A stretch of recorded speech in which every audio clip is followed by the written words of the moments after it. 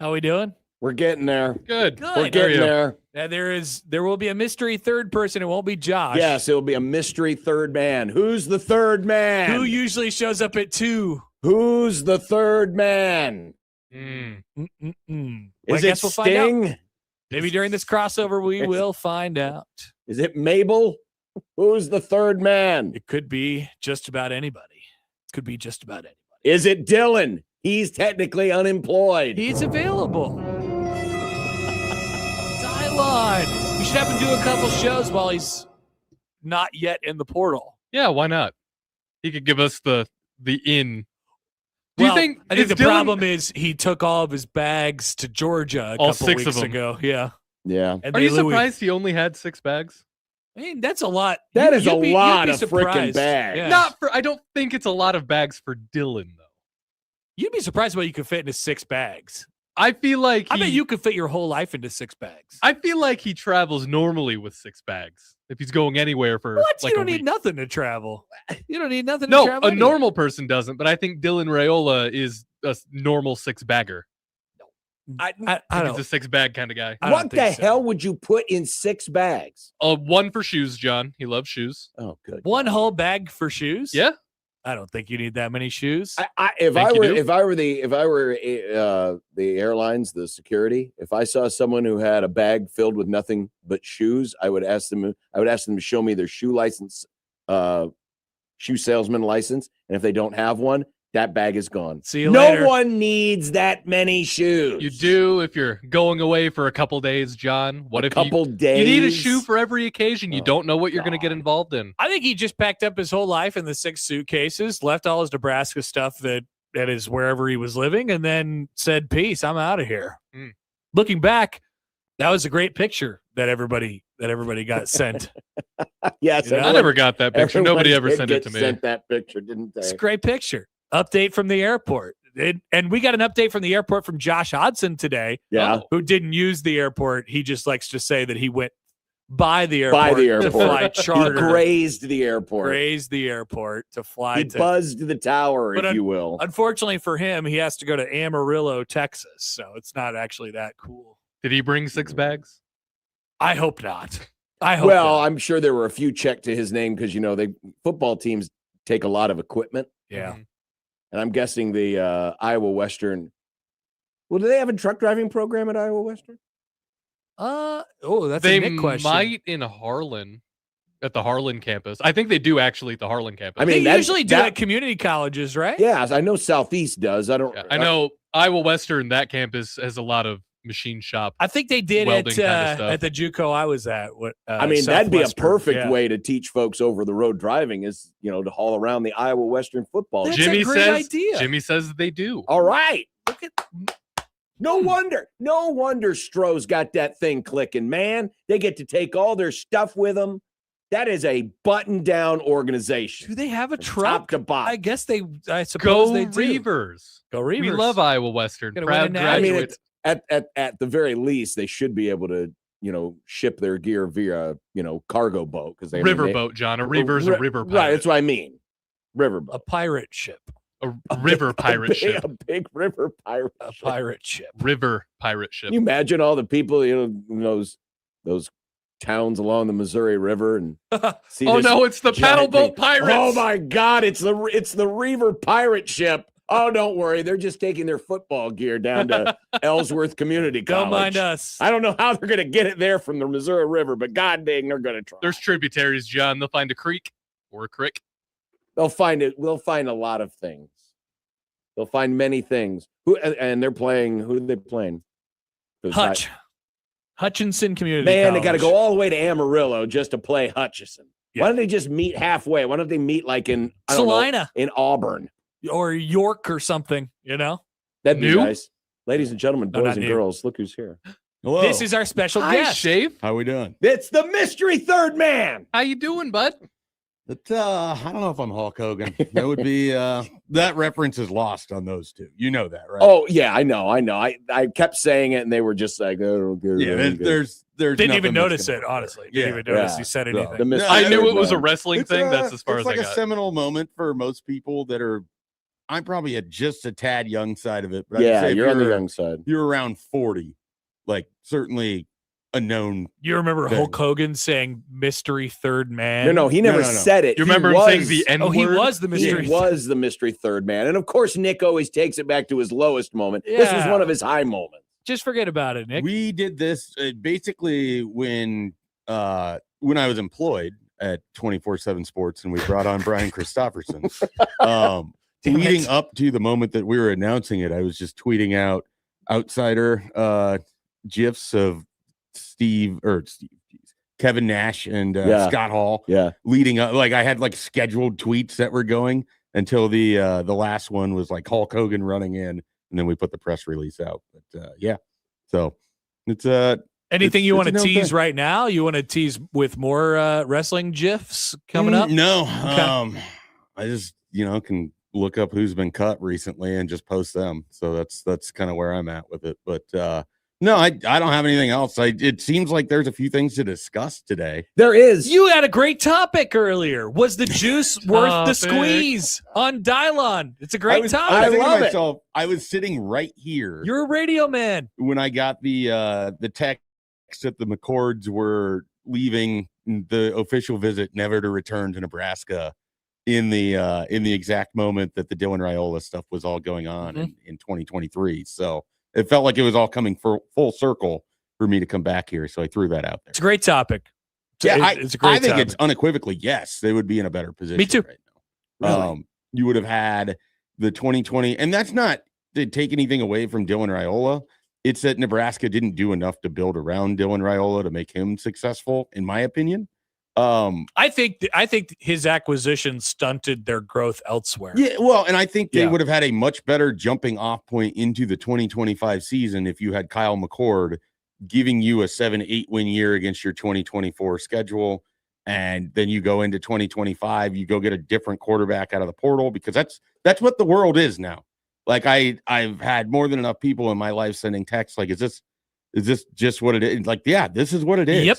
It is quarterback acquisition every year. Everybody's a free agent. Team building doesn't exist in the way that it used to.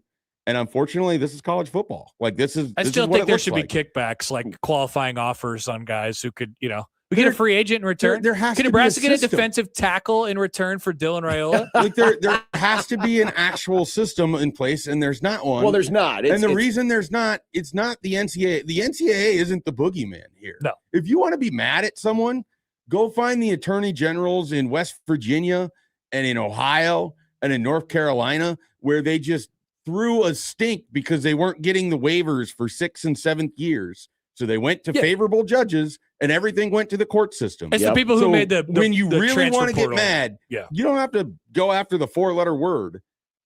It's politics.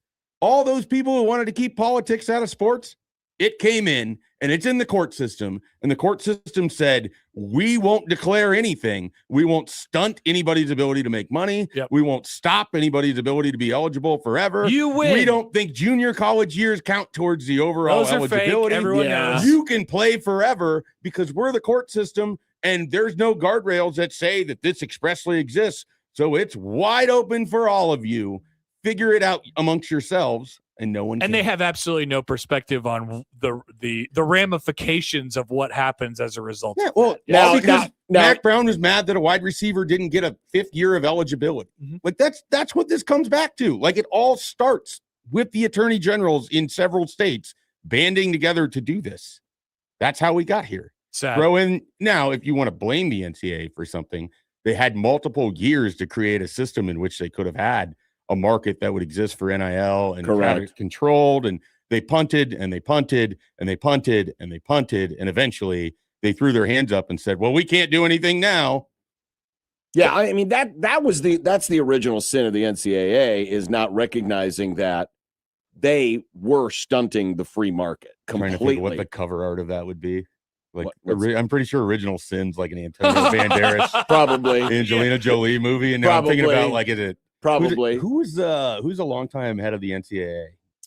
There was Mark, Walter Byers. There was Mark, the guy from. I can't think of the last name. Baker? Emmert. I was going to say Emmerich, and I was like, it's not Emmert. Mark Emmert. Mark Emmert. It'd be Mark Emmert holding like a tantalizing apple or something, Right. For original sin. Probably. But I mean, this goes back. This Yeah, goes back even this further isn't than that. new. I mean, this has been out there forever. I mean, the NCAA only came about initially because the cheating had gotten so crazy and out of hand that schools were literally going out and getting grown men who never attended school to come play football because of ego, and they wanted to beat somebody, and then they realized, oh, maybe we should have an organization where the kids actually have to be kids and go to school in order to play games, and that's how the NCAA started. I still think the worst thing was the immediate the immediate transfer eligibility. Like that is, I think it was fine if you could guardrail it, but because the court system won't allow you to put stipulations on any, like if it was a one time anybody can transfer once, after that you have to lose a year of eligibility. I think that would solve a lot of your issues. You wouldn't have the. It would help a jump. little bit. But I still think that buffer year and that negative, like, here's what stands in the way. You have to sit out a year to go to your next school. That's a big hindrance for people, and that does not. Well, exist. here's the thing that very few people talk about, especially if you have been one who has actually transferred. No athletics, you just went from school to school, and the difficulty it can be to get your credits from one school to correlate to the credits at the new school, so that you're not having to pay for an extra 1 or 2 years at the new school. The problem is that part has been made. I mean, we don't even talk about that. You just need a creative advisor, though. Because the athletic departments have all of these advisors, and they have a way to lean on the right people to It's say. not just the athletic department. I transferred from South Dakota State to Nebraska, and my advisor at Nebraska was very good at taking class names and then lining up with. Oh, sure. Yep. This Right. kind of is the same thing. Right. 3 credits for when you. I transferred from a junior college, one of my classes that I got several credits for was called baseball. And they figured out how to make you it get count. 3 credits of exercise science, essentially. It was awesome. Incredible. It was great. Yeah, Absolutely I incredible. specifically didn't have to take economics for taking a class up at South Dakota State that had the word economics in it but spent no time. It's incredible. I took a class called music It wasn't appreciation. home economics either. It was just us listening to classical music, our teacher waxing poetic about it, and then we got to watch that. Was it Matthew Broderick movie about Mozart or Amadeus? Yeah, Matthew Broderick wasn't in Amadeus, but yes, Amadeus. It was a great class. History of Rock. Love History of Rock. History of Rock was great. I never hardly. I went never to History did of that Rock. one, man. I feel like I've been robbed. I tried to do It's kinda History hard of to Rock get and it was into. full. That's Yeah. why I did music appreciation. It would fill up. And And then it's the basket weaving of the the guy modern who would day. sit in that chair when I sit in this chair was complaining literally the last time that I was here. The class was tougher than it needed to be. What? So Josh didn't do so well in History of Rock. History of Rock was easy. You didn't have to do anything. Well, his problem was I he barely couldn't even listen to the went. song at 1.5 speed, and it wasn't Stuart Mandel talking about football. That's true. That does sound like that was the problem. And that would be an issue for him. What is this? These aren't takes. These are just sounds. Well, if you listen to some music, there's lots of takes in some music. that is true. Listen to some Dixie Chicks, or just the Chicks now. Plenty of takes there. There was plenty That's of where takes. you went. Well, Dixie Chicks. I wanted something more contemporary than just saying go back and listen to You six could have went Dixie with Green Chicks. Day. I guess. Very Green Day. You still contemporary. wanted something Yeah. 20 years ago that also fits. But Right. look, I the could Di- have gone the back Dixie 60 Chicks years. I work. went back 30. I love that the Dixie Chicks are the most contemporary I band love you that. could It think is of. great. Well, in terms of having takes, I can't speak to the rest of them. Nick. It was their cover of Landslide that was so controversial. Right? Well, it did kind of suck. I mean, not gonna lie. No, that cover is good. No. Oh yeah. I would go the Smashing Pumpkins cover Thank you. over Yes, I was just about to say that. that would be my Landslide cover version. that I Great prefer. cover. No, I think it's the Chicks, man. The Chicks rocked it. I don't think it sucked. I'm not with John on that, Huh. but I would take the Smashing Pumpkins one. 100%. Shafe, great take. Better Thank than the Fleetwood Mac. I mean, I listened to it more as a child than the Fleetwood Mac one. That, like, some of the thing with music, you're a product of when you grow up. Like, Definitely. Yes. you hear these covers and you didn't know any I think better. that's You the thought real that- song. Like, Yeah. I thought it was the Smashing Pumpkins song that the Dixie Chicks. I don't even covered. think I've ever heard that. Oh, it's beautiful. It's very good. It's one of those things where even if you hear, at least in my case, I'm speaking for myself, sometimes I'll hear a song and I know it's a cover, but I think I just default to liking the cover more than the original just because that's the first context in which I heard the song. Sure, that's what he was saying. Yeah. Yeah. I totally agree. Or like Torn by Natalie Imbruglia. That's not a Natalie Imbruglia song. It's a song by a band named Edna Swap, but it's also a remix of a See, I cover didn't of need to other know that. tunes. Yeah, I guess I It's- never even it's cared much- enough to think about much that. easier And this for me. is why Yeah. Josh didn't pass that class, was because of stuff like that. It's really fun to dig back on some songs that are popular, and then you realize it was a cover. You're like, oh, Life is a Highway. Not a Rascal Flatts song. Not a Rascal Flatts song. But I did like how Rascal Flatts did it You mean it wasn't originally recorded for that for one the movie episode of The Office? Cars or for the movie Cars. Oh, I haven't actually ever watched Cars all the way I haven't through. either. People keep telling me about it though. Well, maybe your daughter will enjoy it. And we'll She- get the she- kids together and they can Yeah, watch Cars. exactly. It is one of the little things she puts on her music box, the Cars. Oh, you Does have she the say- Tonys we got thing? the Tonys. does Yeah. she say "ka"? Yeah, she's getting pretty good at. She's getting halfway decent at words now. Yeah. She's walking. Oh, I have a question She for you, knows Schaefer. words. She knows many words. The best Schaefer, words. So, how old was Hudson when he won the baby race? He wasn't a year yet. He was just shy of 11 months old. Do you So- think it would be illegal for me to put my daughter in it and she will be like 17 months old? Is she walking? She is capable. You She want sometimes fix still- the baby race? She sometimes still uses All right. crawling as a method of transportation. So our joke was that Hudson hadn't started walking yet, that he was just going to get up and walk in the middle of Yeah. Pinnacle Bank Arena, but that didn't happen. Didn't happen. So he hadn't at that point stood up on his own. So I think we were in the clear. I think you're probably on the wrong side of the divide. On Well, that what one. are the rules of the baby race? I don't know. Walking disqualifies you. I mean, I think it says in there if your child is walking, but it's not. She can walk. So when you guys are in like the green room area in the back, before the whole deal, are they like checking the kids to see if they can walk? I mean, how are they It's testing? not she the walk for an softball thing where they have the bat Yeah, measurement. yeah, or yeah. The, Or how the about the referee little for knee soccer checking reflex? and the then cleats. and then they Little find out, reflex. hey, if the kid can't walk, then they put a little green, sticker on their I think they forehead. checked Green their dot. hands to make sure there wasn't any sand tossing that could be going on. Yeah, there. yeah. Can she walk for an extended period of time? Yeah, she can walk for as long as she wants. Oh, yeah. No, I think she's out. I think Yeah. she's out. But it's not like you and I walk, She walks like with her hands up in the air to balance herself. Oh yeah. Very But slowly. that's still walking. yeah, I I mean, mean, she's walking. She can walk. why do you want to cheat at the baby race? Well, I want to win. And I like getting college tuition money. It is Well, nice. Yeah. Which is nice, but Yeah. I'm just saying, it. Plus You can want get to the be a big check cheater, that you can put on a wall. or do you want to sue like Some people. some people do, and Yeah. thus then all babies are welcome, and pretty soon we'll have 20-year-olds. Also, itn't be funny if Well, they I think like wow, a baby. that's interesting. You could sue the university for limiting the amount of contestants in the baby race. It's true. Hadn't considered that. I think you could. Would Scott Frost add that to his lawsuit that he already has ongoing? It could have a Would little that be an tag. addendum? Yeah. It'd be mildly funny if my child won and then people found out that it was my child and they'd be like, hey, what the hell? And then everybody got really mad. It feels fixed. Yeah. By the way, now that you mentioned that, if this would have been any other year, a year, for the first time in what's been 13 years since Nebraska volleyball lost a home tournament match, Ouch. where Nebraska basketball is 11-0, where, you don't have a quarterback who's a 5-star who transfers out.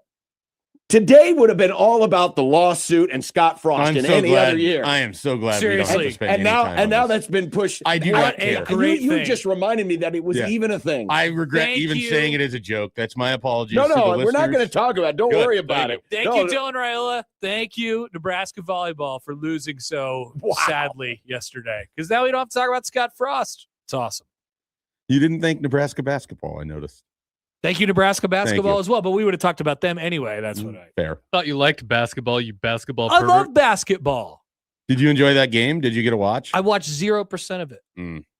In fact, John was there at the end. Somebody was trying to tell us what was going on. I was like, I'm busy. I'm busy right now. I'm busy. I'm busy right now. I was packing Schaefer, up. you were texting me during the game, and I I was did. like, I don't have any sort of I mental forgot that- capacity for. I forgot you were legitimately busy during that time. Yeah. Both Yes. of you had things going. We He was did. texting me about some random thing.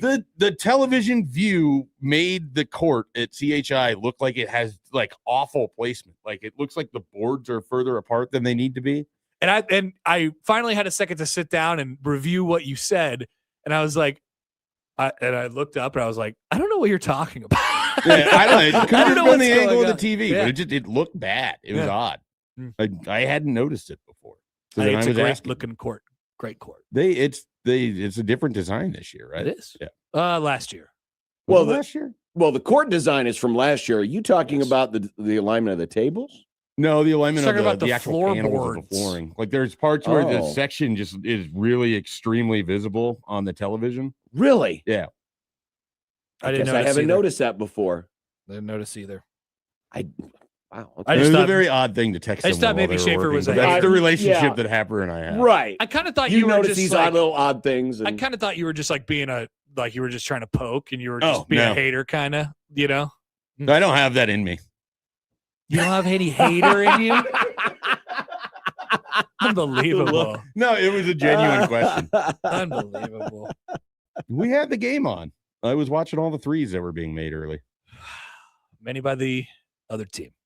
Yeah. I mean, Creighton at the start. At the start, yeah. It was a tale of two halves, to say the least. Unfortunately, one half was a little bit better than the other half. And Who's the K-State guy that only shoots threes, basically? that's the kid from Omaha, Bashir. Yeah. I think he started that game. I don't know that he took a He- shot inside the arc. He didn't.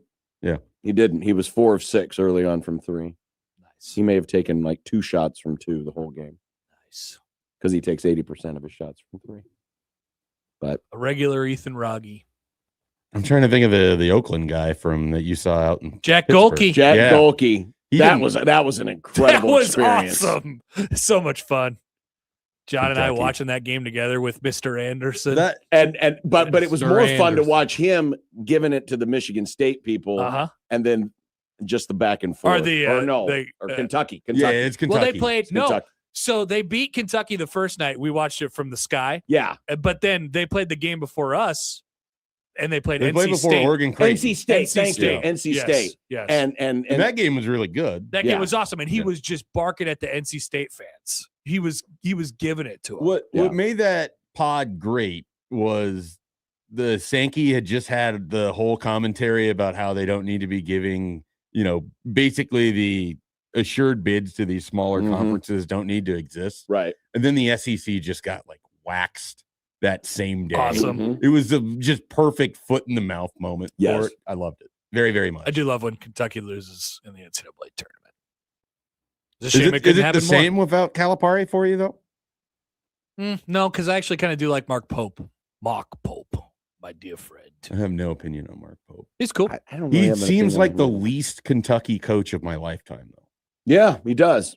Like, just given that it's largely been Pitino, Tubby Smith, and Calipari. Yeah, So Certain it's just, type he's of like guy. he doesn't have like this person, and Tubby Smith didn't really either, but he was sort of forced to have one.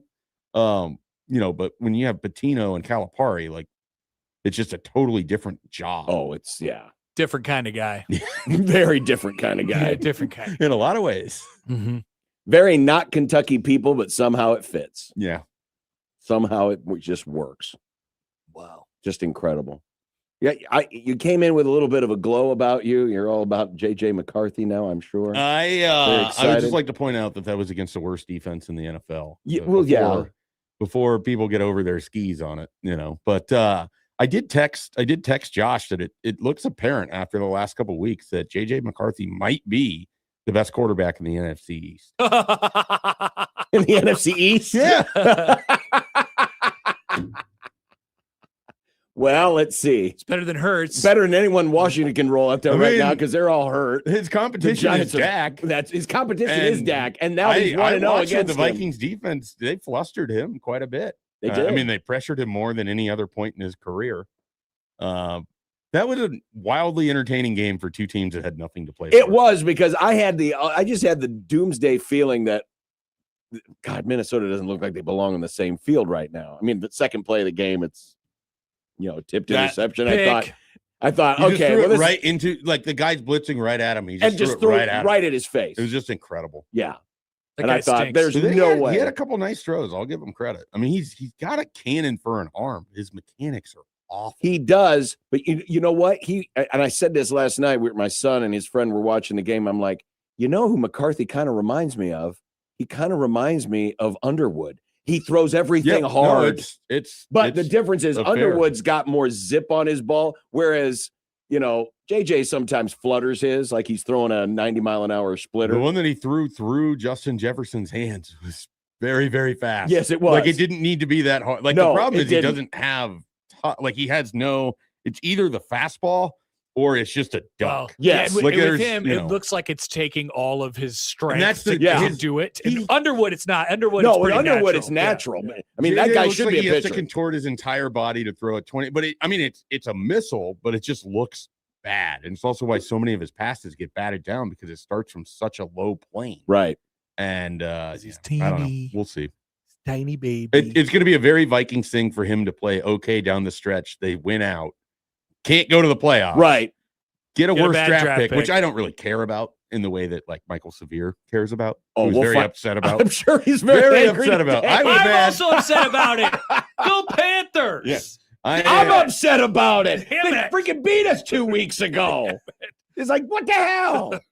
But How many people are upset about the Saints beating the Panthers? Everybody. Yeah, I mean, I was on the 2.5, and all the Panthers needed to do was drive and get a field goal. That's all they had to do So against sad. a team that didn't need to win. Incredible. But then the Saints ran a play specifically to get the personal foul. I thought that was pretty smart. Like I didn't slide. see this. I didn't see what happened. So right before they kick the field goal, they're driving. They're at about midfield, and they call a quarterback draw that just felt like it was designed to get like the Panthers to dive into his head. Like he slid late, and they did. and he got rewarded for it. Good grief. And then they're kicking from the 30. So it was. I mean, Somebody you got to will give Kellen have more to- credit. I guess. Somebody will have to win the NFC South, unfortunately. Yeah. Here's the other thing. Last year, Minnesota wins 15 games, Yep. or 14 games, 14 games. and and they're rewarded by playing the Rams in the 4-5 game. That's Yeah. right. Whoever doesn't win the NFC West is going to get one of the Panthers, Bucks, or I guess the other two are eliminated. So one of the Yeah. Panthers or the Yeah, Bucks. it's just Panthers and those Bucks. two. So Yeah. even when the Vikings have a great season, they still find their way into getting like Going on the road. you get the doing- healthy version of the Rams where they have everything Right. versus what teams got at the beginning of the season when they lost it. I believe we have the first of two remaining matchups between the Panthers and the Bucks this week. Yeah. Yes. They played twice in the last 3 weeks. Yep.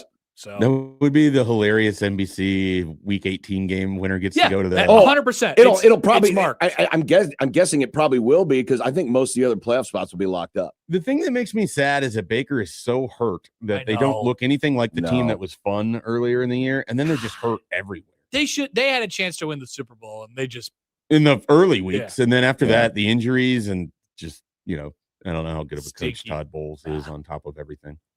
Even when he swears, he's a boring. lot of F words. lot of That F was words. that was one of the most just. It was a great rant. I'm so bleeping mad and bleeping mad, bleeping. You know they have a dome. What is his it last one. the saying? Like when someone's serious, that's when you should get concerned. Like maybe Right. if Todd Bowles was actually like loud and mad, would that tell the players that they don't need to be as worried versus like the straightforward Interesting. nature? Maybe, but God, has anyone ever seen Todd Bowles mad? I've only seen him look perplexed, which is about every other He's time. always Yeah. perplexed. The cut to the sideline is always just kind Yes, of it is. It's like he's confused that he's in the position that he's in, which is literally the head coach of the Tampa Bay Bucks. Yeah. So, Quite a while now. yeah. Well, they Yeah. keep making the playoffs. Yeah. I mean, I have a very good friend that's a huge Bucks fan, and he just hates Todd Bowles every Sunday. I saw his tweet after the game. Yeah, he was he's- ready to pounce. He's Yeah. very, very anti Todd Bowles. Yeah. So he Which is told us crazy later because they that make the night. playoffs. It's like 12:15 in the morning. He's still processing the loss to the Falcons. And we get a text in the group text that's like, if they lose out, it probably means no Todd Bowles. So I'm okay with it. He made his peace by moving on from Todd Bowles so they can move forward. Well, that's where they're at now.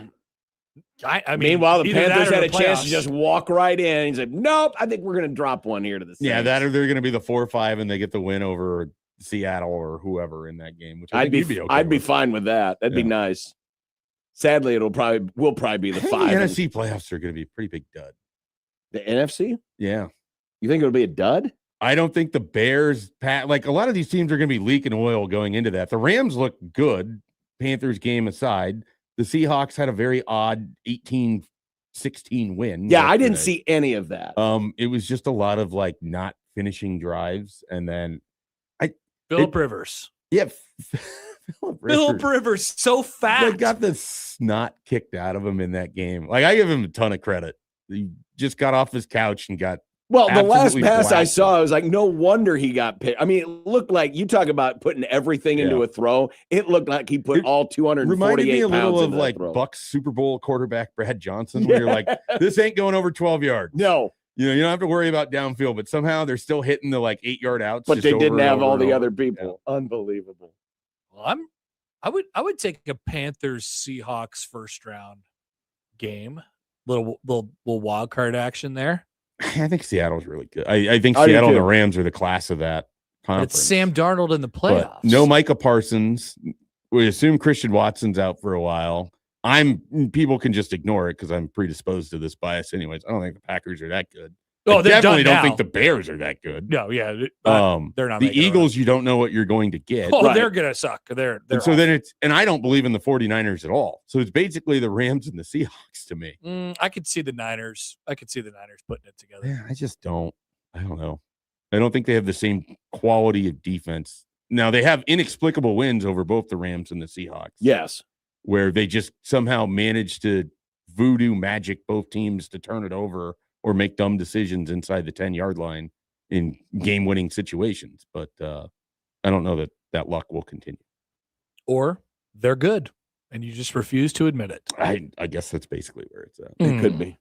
Is anybody good? There's your question. That's kind of the no, NFL not really. Yeah. No. I think the Broncos are good. People don't want to because it looks funky, but all they do is win. Oh, I've always believed and I think the Bills are good. I've always believed that the Broncos are better than what most people give them credit for. Do I think they're great? No. I don't think anybody's great though. No one is great. I think the Rams are the closest to great. Seattle's second, and then I would probably go Broncos, and then Bills probably right there. And it's funny, the Bills keep putting themselves in holes. I can't buy into the Bills. It's so glorious, though. They're the best drug. The Bills are the best drug in sports. They are a good drug. Every Bills game is intoxicating. Yes. Every single one of them. And it's going to be amped up in the playoffs because they're just going to need to say, here you go, Josh. Take the ball. Run around. And they can still win that division. Do crazy stuff. Yeah. Baltimore needs to win on Sunday night. The Patriots have the Ravens. Right. And I think that's in Baltimore. And then I don't know if the Patriots would have the tiebreaker over the Bills, though, because the Bills lost to the Dolphins. So the division record. Yeah, I think the Patriots have. So they probably have to lose free and clear. So that it's probably going to be hard to win the division if you're the Bills, but still get to watch Josh Allen just running around aimlessly. But they'll get to be the 5 you mean going Haley to Steinfeld's husband, the AFC North champion. Did you hear? No, I didn't. They're pregnant. Is it possible we could just declare no NFC South, no AFC North? Just they're not like they can play a matchup between them. It's a celebration bowl. It's going to be between the NFC South and the AFC North, and it's the FCS playoffs for everybody else. I like it. And you want to let the good teams into the playoff only? You want to manipulate the playoff field? Well, it's basically going back to a 16. It's basically going back to a 16. I more or less just want to make a celebration bowl joke. Yeah. Really what I wanted to do. It sounds like you want to be like all the because people who say, why did James Madison get to the playoffs? Those Jackson State teams for Deion would have gotten smoked in the FCS playoffs. Oh, yeah. And there are a lot of people that refuse to acknowledge that. But they were not on that level. And Shador, Travis Hunter. All right. Bye. Bye. There's a crossover. People are getting triggered that we spent too much time on the NFL and the crossover. We did talk a lot about football. I only talk about the NFL on this show. We just went wherever the conversation Usually took it's with us. someone else that's sitting there. That's true. We had no agendas. We just went, Listen, we thought you could use about 20 minutes or so off from Dylan. Luckily, that happened to 12:15, so we only have about half the show to do. So, and I just talked and talked and talked. But that's not different from what I do every day. I just talk. Blah, blah, blah, blah, blah. That's all we can do. But it's a nice day. Shafe's in the house. We're going to start a Grum. The crossover was powered by Everlevel Concrete Repair in Omaha. EverlevelConcrete.com. We'll get rolling next on 1620 The Zone.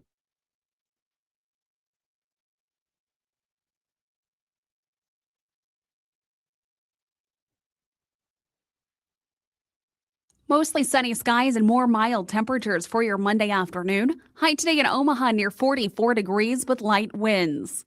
Heading into tonight, mostly clear to partly cloudy skies with a chance of patchy fog by Tuesday morning.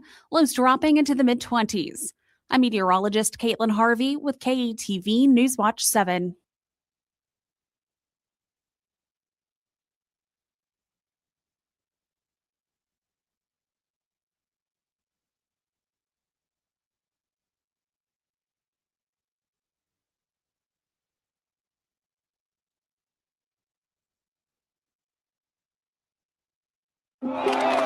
Kids don't like to miss out, and neither do you. When sore throats, ear infections, or sinus trouble put you on the sideline, trust the experts at Boys Town Ear, Nose, and Throat. With specialized care for the whole family and quick and friendly scheduling, you won't miss a thing. Boys Town Ear, Nose, and Throat can get you back to life. Visit boystownhospital.org.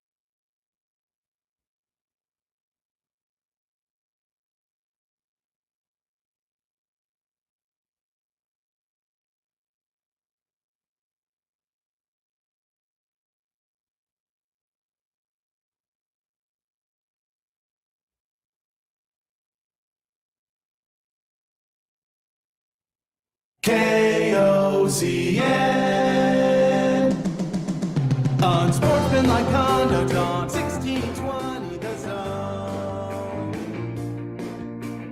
Husker Athletics, Creighton, and yes, UNO. Don't miss a moment, they'll give you your fix. They're on every day from 2 until 6. Spend your afternoons with John, Josh, and Nick.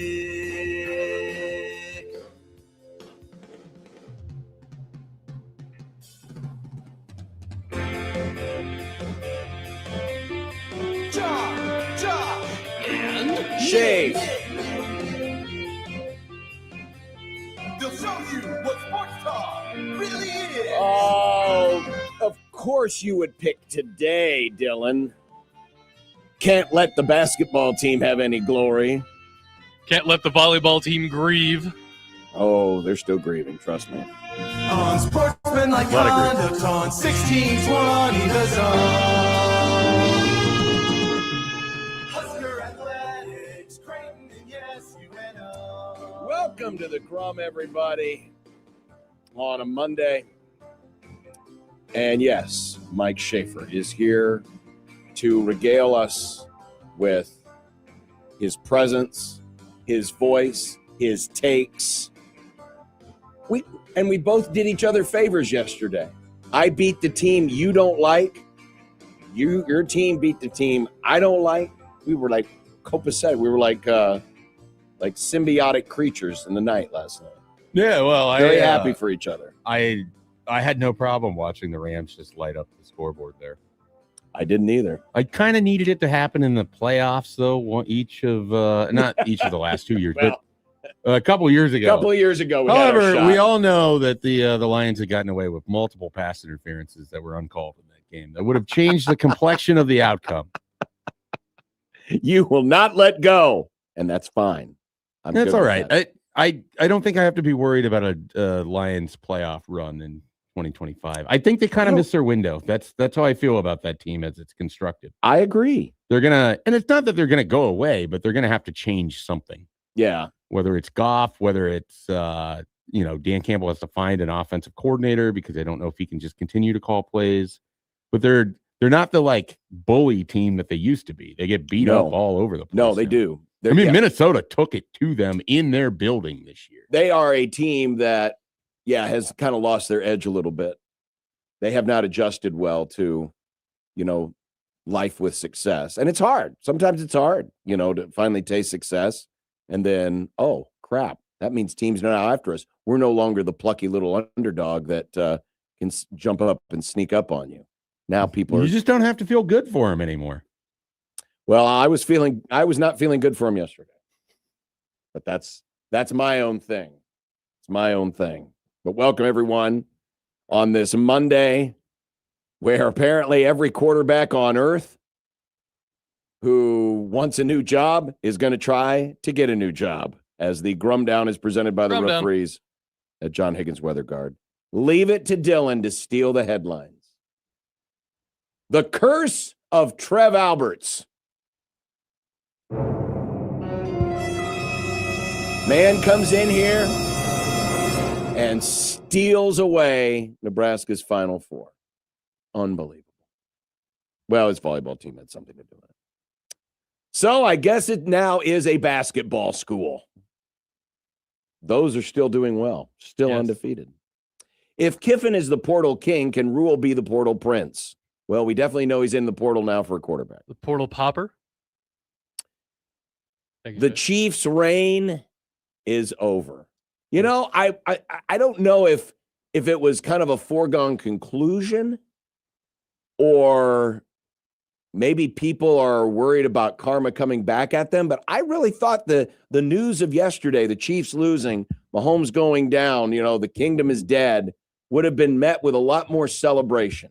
I don't recall seeing a lot of celebration. Maybe everyone was caught up in the Nebraska volleyball match or something to really go crazy. When I first saw the final score, I was like, oh, hell yeah. But I wasn't paying attention. Then I saw what the final score was, and it's kind of a bad way to have to go out, It was, but still, the Chiefs are done. Was it that it kind of just felt like it was going that way no matter what. Yeah. There wasn't going to be this sort of seminal moment where it's all going to come to it was just kind of a season that had never really gotten started. It was basically, it was a matter of when, not if. I just know that when you see something like that, when you see a Mahomes who always seems to find a way to pull the fat out of the fire, you never count him out. Yeah. You never count him out. That's the way I was with Joe Montana. That's the way I was with the Cowboys back in the day. It was like, can't count them out until they're dead. And then when they're dead, but you're right. It did feel like a foregone conclusion. Well, and you're running on how many weeks in a row where it was Broncos and Cowboys and Texans and now the Chargers. So it's essentially you had your fourth straight loss and that one officially the dagger, but there really hadn't been like the surge came when they beat Baltimore and Detroit. Yep. And the Colts. They came back and they beat the Colts. But and now that one they shouldn't have won that game. No, they shouldn't. It required some really bad decision making. That's true. So yeah, I think there's that. I wonder if there would have been more of an outsized celebration of it if Mahomes' season hadn't ended at the same time in a way that with the ACL. I wonder if that would have been part of it. But I also just think like part of it too is Chiefs fatigue. Like I think people are okay just not having to think about him. Yeah, good point. Speaking of season ending, Micah Parsons. Ugh. That one's a little more impactful because that team might actually be in the playoffs. Should. You take a pretty... I mean, they'd have to lose, 2 out of their last 3, and then even then? Yeah, and they have the safety belt of J.J. McCarthy in Week 18. So, I mean... Don't tell that to the Cowboys. Well, there's some differences between those teams. Quite a bit of differences. Mitch Sherman of The Athletic will be along, Michael Severe Monday, and we'll do a little firm and soft today as well. But we are, of course, now having to react to the end of the Dylan Raiola era. It was reported earlier today that he is expected to enter the transfer portal, which, and I know he had been kind of the subject of quite a bit of conversation on this show last week, given the debate about whether or not he was going to go, whether or not the firing of his uncle was a tell or was any sign. Honestly, I was prepared to come here on the air today after what we had seen in the morning with DJ Lagway jumping in, with Brennan Sorsby jumping in, with Aiden Childs jumping in, quarterbacks starting to line up, where if we didn't hear something by the end of the day, I would have thought he's probably staying. Yeah. But the news came in, and should we pour one out for the end of the era by bringing back an old friend, John? The old friend. What do we have? Oh, we have nothing. We have silence.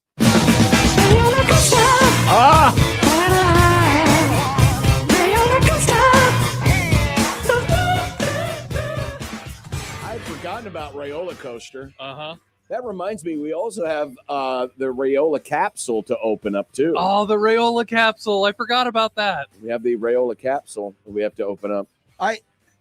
This might seem egotistical. I'm 99% certain I coined the phrase Raiola Coaster on Twitter, think you did. And then on air as well. I think you did. So, and then we turned it into a bit. The ride never stopped. It just never stopped at any point in time. And now I guess we've reached the end of it. So I don't know what version of a roller coaster you would even consider it either. Wooden for sure. Rickety. Definitely rickety. Yeah, a little rickety. Probably breaks down at inconvenient times. Is it the tornado from Adventureland? I never have ridden the tornado at Adventureland. Yeah, I got no frame of reference. My glasses almost came off on that one. Page literally Worlds of Fun family. That's they had a wooden roller coaster. Timberwolf. That's right, the Timberwolf. I had been on the Express, the Mamba. Those were the main ones. Yeah, the Mamba was my favorite. I prefer the big steel ones, that feel like they're strong and they have something going, and you got the big American drops. Steel. Yeah, I mean, the Orient Express, that was a little more like twisty, turny, tight, not as big. But the fact that he is gone now obviously allows for a lot of reflection on what could have been, what would have been, and you brought it up earlier today on Twitter. It was something, Connor, we'd kind of briefly touched on in the crossover, and that is there was a crossroads of sorts moment in that offseason where Dylan changed his mind because Nebraska was in the portal and they were looking for a quarterback, and it looked like they were very close, or at least, they had someone on the hook for potentially coming in, someone with experience, someone who could have stabilized things, that being Kyle McCord. And then practically the moment he's on campus is when Dylan said, I think I'm going to go to Nebraska. And everything changed from that moment forward. Yeah. Yeah, it certainly did. And it set Nebraska on this path where you go back, and it's a decision that Josh and I talked about because I was in this chair at this exact time. And it's one where you have to decide are you better long-term with the high school quarterback, or do you look at immediately you needed wins in 2024? And Kyle McCord had played Big Ten football and knew football at a high enough level that, maybe the end game wasn't going to be as good, but you were going to probably give yourself the better version of your offense than a freshman coming in out of high school. But at the same time, legacy, everything else that comes with it. And I think Matt Rule made the decision that most would make in that moment. But one of the things, and this isn't just saying it because I would have said this if anybody asked, and I think I have. I mean, the whole reason Dylan Raiola came to Nebraska had nothing to do with it being his dad's school. It had everything to do with it being Nebraska was an available job at the time of which he was looking for an available job. Mm-hmm. And the fact that he's now leaving is fascinating because I assume he already knows where he's going. I don't think he's in the portal without knowing. Having an idea? Yeah, I don't think this is I'm going to solicit all bids. I don't think you leave here unless you already have something lined up. And the reason I feel that way is that behind the scenes, this was being orchestrated a year ago. Mm-hmm. Like, whether people want to believe that or not, I don't care if they believe me when I say it. I know who I talk to, and I know who they talk to. And I know that Texas A&M and Miami were solicited as to their interest in Dylan Raiola, and they said, we're good. And he never went in, came back, played in 2025 for Nebraska. Now he's in the portal. I think they know where they're going. I could be wrong on that, but it would surprise me if it isn't already a set thing, which is hilarious because the portal doesn't open until January. Exactly. But et cetera, et cetera. But, I'm going to be super, super fascinated how that all plays out. Do you think wherever he goes, do you think he's a starter? Or do you think he's a backup? He's starting. He's not going. He's never been a backup at any point in his. He didn't go to Georgia because he wasn't going to be the starter. Right. So he not leaving a starting position. He would be the starter at Nebraska had he stayed. I don't know if the money would have been the same here as it was before. I think that's the real question from the Nebraska side of it. But in my opinion, it seems very likely that he knows where he's going. And it's going to be wildly interesting how that all plays out, when that plays out, how it gets announced. And does it have to be something related to Adidas? And that was the caveat last year. And he had the big Adidas Notice thing. the schools that we talked about. Texas A&M and Miami. And so that's, if I'm just throwing a dart and I have no inside information, I haven't talked to the same people that had all of this. I know Chris Hummer took a beating. I think it was even referenced in the segment last week that you mentioned earlier, like the article from TBS Sport. Like, I know exactly where that info comes from. I know it's very credible. And I know that last year, part of it was they had to go to an Adidas school. I don't know if those stipulations are still in place. If they are, I think Arizona State makes as much sense as anything on the planet. Arizona State's an Adidas school. You wonder about, could it be Georgia Tech? And that is that's an option as well. I mean, because they're obviously they're an Adidas school. He played in Georgia, at least high school wise, but he also played in Texas and Arizona. So it's not. And he was on that plane last week with 6 pieces of luggage. So maybe he's already started his move. Right. And so, it's going to be really sort of fascinating what happens and all of that. From the Nebraska side of things, I'm equally as interested. Do they think they have their starter in TJ Lateef, or do they have to go get someone for actual competition in the spring and the fall, or do they go get their starter and TJ Lateef is then leaving? Because that opens up, there's the Raiola end of it, which to me, that's 1/3 of the discussion. The rest of it is Nebraska's in a mess at their quarterback spot. Well, yeah, they're in a quandary right now because they brought in new people, new faces already. It seems like the direction of the offense is going to be geared more towards having a mobile quarterback versus what and they do they had have before. their offensive coordinator right now? Do we know 100% that it's Dana Holgorsen? And if it is, Rule do we says need he's to have not the firing anybody, so we know it ain't going to be because of that. But Which- but then there were the rumors about TCU last week Sure. and going back there. It all fascinates me, though, because they invested so heavily on offense. And the guy who lost his job was John Butler, who was asked to put together a defense with no pieces that they really went out and got. Right. I mean, I know you got Winneri and I know you got McCullough, but that's not the same thing as spending $800,000 on Dane Key and getting a 400-yard season out of it. Mm-hmm. And you went and got an Isaiah Hunter, and he had his moments. But I think the way that Dana Holgorsen failed Nebraska as its offensive coordinator, and then he's going to get another shot at this with another quarterback, fascinates me. Like it really does. And it's a discussion that I just don't think happens enough here. Like we spend so much time on John Butler, and I think so many of Nebraska's issues were expected to be solved by they were going to score more points. Mm-hmm. And they didn't. They had scored an all-American running back, and they scored what against Iowa and Penn State a combined 26 points. Yeah. An all-American running back. And you scored 26 points in those two games. And if you look at the trajectory of the season, it's the same as it was the year before. Put up a bunch of points early, hit the middle of the Big Ten season. It's a slow regression into, and then obviously Dylan gets hurt, and that changes things for your offense and all of that. But, man, for what you expected out of the Dana Holgorsen system and then what they got, and then to me, it can't all just be Dylan Raiola. It doesn't just get better because you're going to swap that one piece out. No. They have to fundamentally change what they want to be in Big Ten football if they're going to be a better offense. Well, they have to figure out what they want to be. They don't know. And I've said this. We're 3 years into the Matt Rule experience. He doesn't have a quarterback. He doesn't know if he has an offensive coordinator yet again. You're on your third defensive coordinator in 4 years. Yeah, essentially. And so October 30th, if he signs an extension and it's all about the stability at Nebraska, it's now December 15th.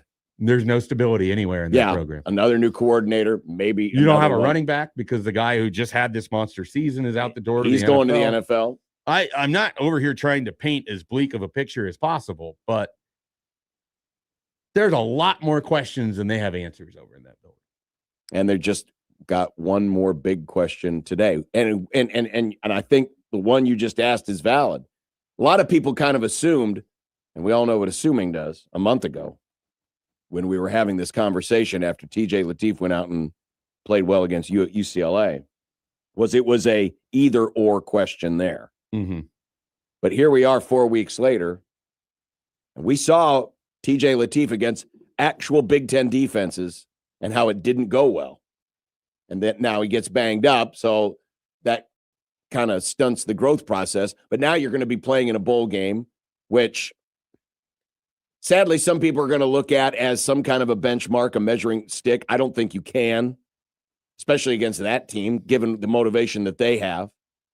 And use that as some kind of here's another data point on TJ. We don't know what the future lies for him. We have no idea. Yeah, in 9.5 quarters against non-UCLA Power 4 competition or Big Ten competition, 35 completions, 68 attempts, 263 yards, 0 touchdowns. That's nothing. I mean, it's terrible. Yeah. And again, it's not even a TJ Lateef conversation. It's a what the hell are you doing on offense conversation. Right. Because whatever it is you're doing, you better be ready to build around whoever that person is. And by the way, when you go out in the portal, you've got to have the answer to that question. And then are you answering that question based on who you can get? And do you have the internally, do you have the players to then do this vision of whatever you're going to be? It's just amazing how it went from things look pretty stable to suddenly a head coach with almost no track record of an explosive offense now doesn't have the defensive pieces and doesn't have a quarterback, doesn't have a running back. Who knows what will happen with the wide receivers now that Dylan Raiola went into the portal. Your offensive line, we've spent all year talking about how they didn't have the offensive line. What do they have? I know what they have, John. They have a really hard schedule in 2026. Yes, they do. It is just amazing to me. There's a lot of questions. You're so right. Well, we can continue to try to ask them and try to answer them at the same time. I see so many conversations about the offseason national championship. There's no national championship coming this offseason. I promise you that. They're not hanging a banger. Oh, believe me, some people will try to spin it. Trust me. Once they get some, they'll get 4 or 5 guys in the portal because remember, they can go and get whoever they want. Once they have those dudes. Have we seen who they brought in? Have they brought anything from the portal that has made someone think that they are the best at evaluating the portal but talent? We see now they have the money. Now they can. Yeah, there's always some extra thing that has to be brought in here to explain it, how it all works. And we can look at that as well. And we First, will. it was the offensive coordinator, and they got the offensive coordinator. Correct. Then it became an issue that the line wasn't good enough. They didn't have enough money last year. And it's true. They didn't. But they spent that money on wide receivers. Mm-hmm. And at quarterback, and at some point you have to get something for your money. Otherwise, your offense looks real similar to the Marcus Satterfield run one from a year ago. Well, whatever money they paid Emmett, they didn't pay him enough. That's what he feels.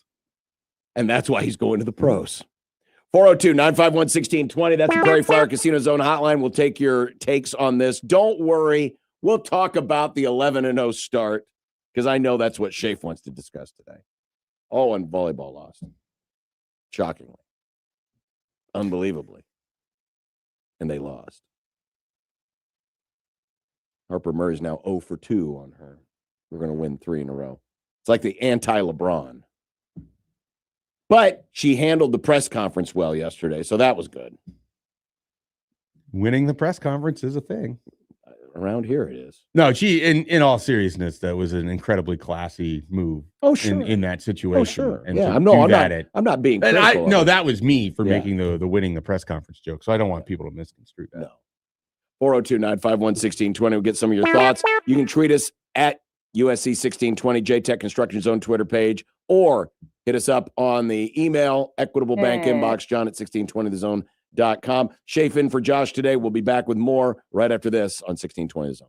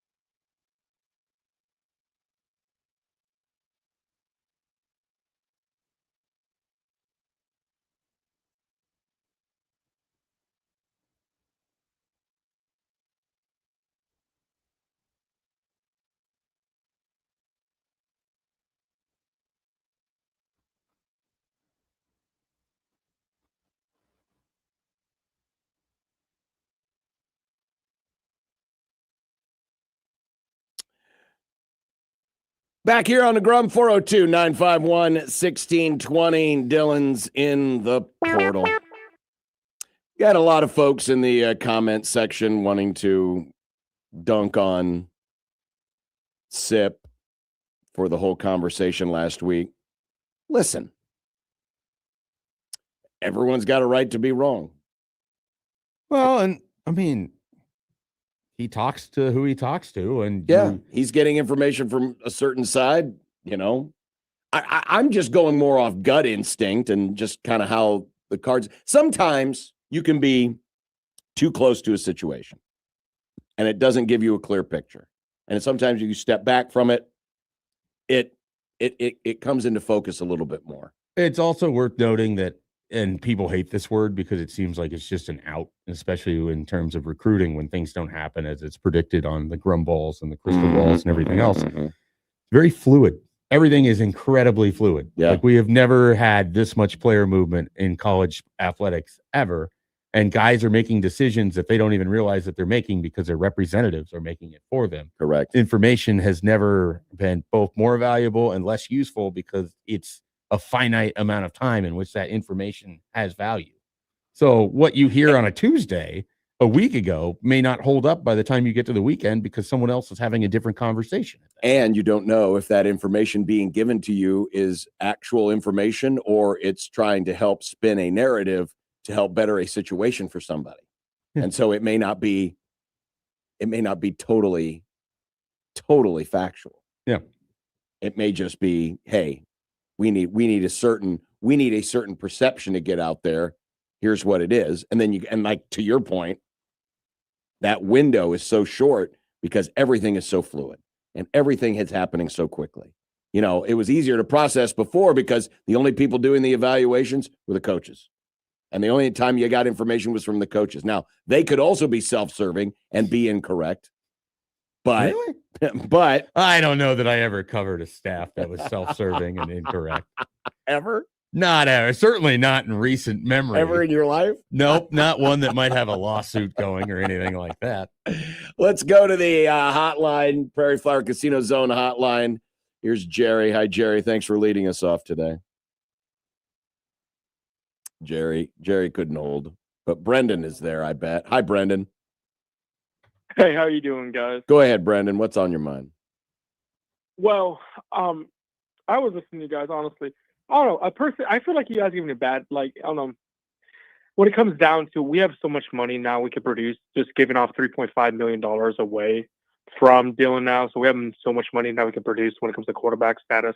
I mean, we're also looking at running backs too, but I really do think we should go for a higher class quarterback, not someone from the FCS.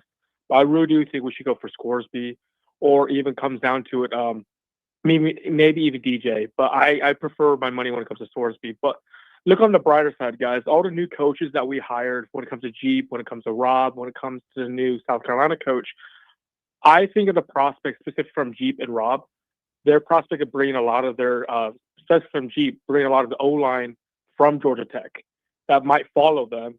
Including also Rob, you also have people that might go to transfer portal that follow Rob to come to Nebraska when it comes to the defense side. But I really do think when it comes down to it that we need a self-centered quarterback. It's not just a pass quarterback, because Dill was a hard time pass quarterback. He could not run to save his life. And I do think we should put our money on specifically like someone like Swords, because if we do have someone like that, we can actually have a good production offense when it comes to speed, when it comes to dual threat, and when it comes to specifically a good balanced offense. But yeah, when it comes, I also agree with you guys that this money should be spent wisely. And I just don't think we should go for one prospect. Like last year, we just went for wide receivers. I totally agree with you that we didn't go for D-line. And that was what a big fault about John Butler is he didn't have production when it comes to recruiting. And now we have Rob, who, yes, he's a lot better. I think will be a lot better defensive coordinator.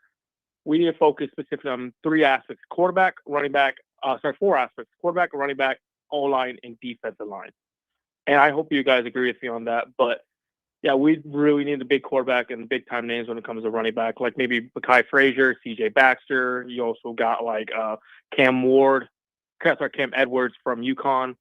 Multiple people to come here, but I don't know how much they are going to be worth offered, but definitely to get people like that in the smaller classes, but also at the same time a big name quarterback. Well, Brendan, that's a lot.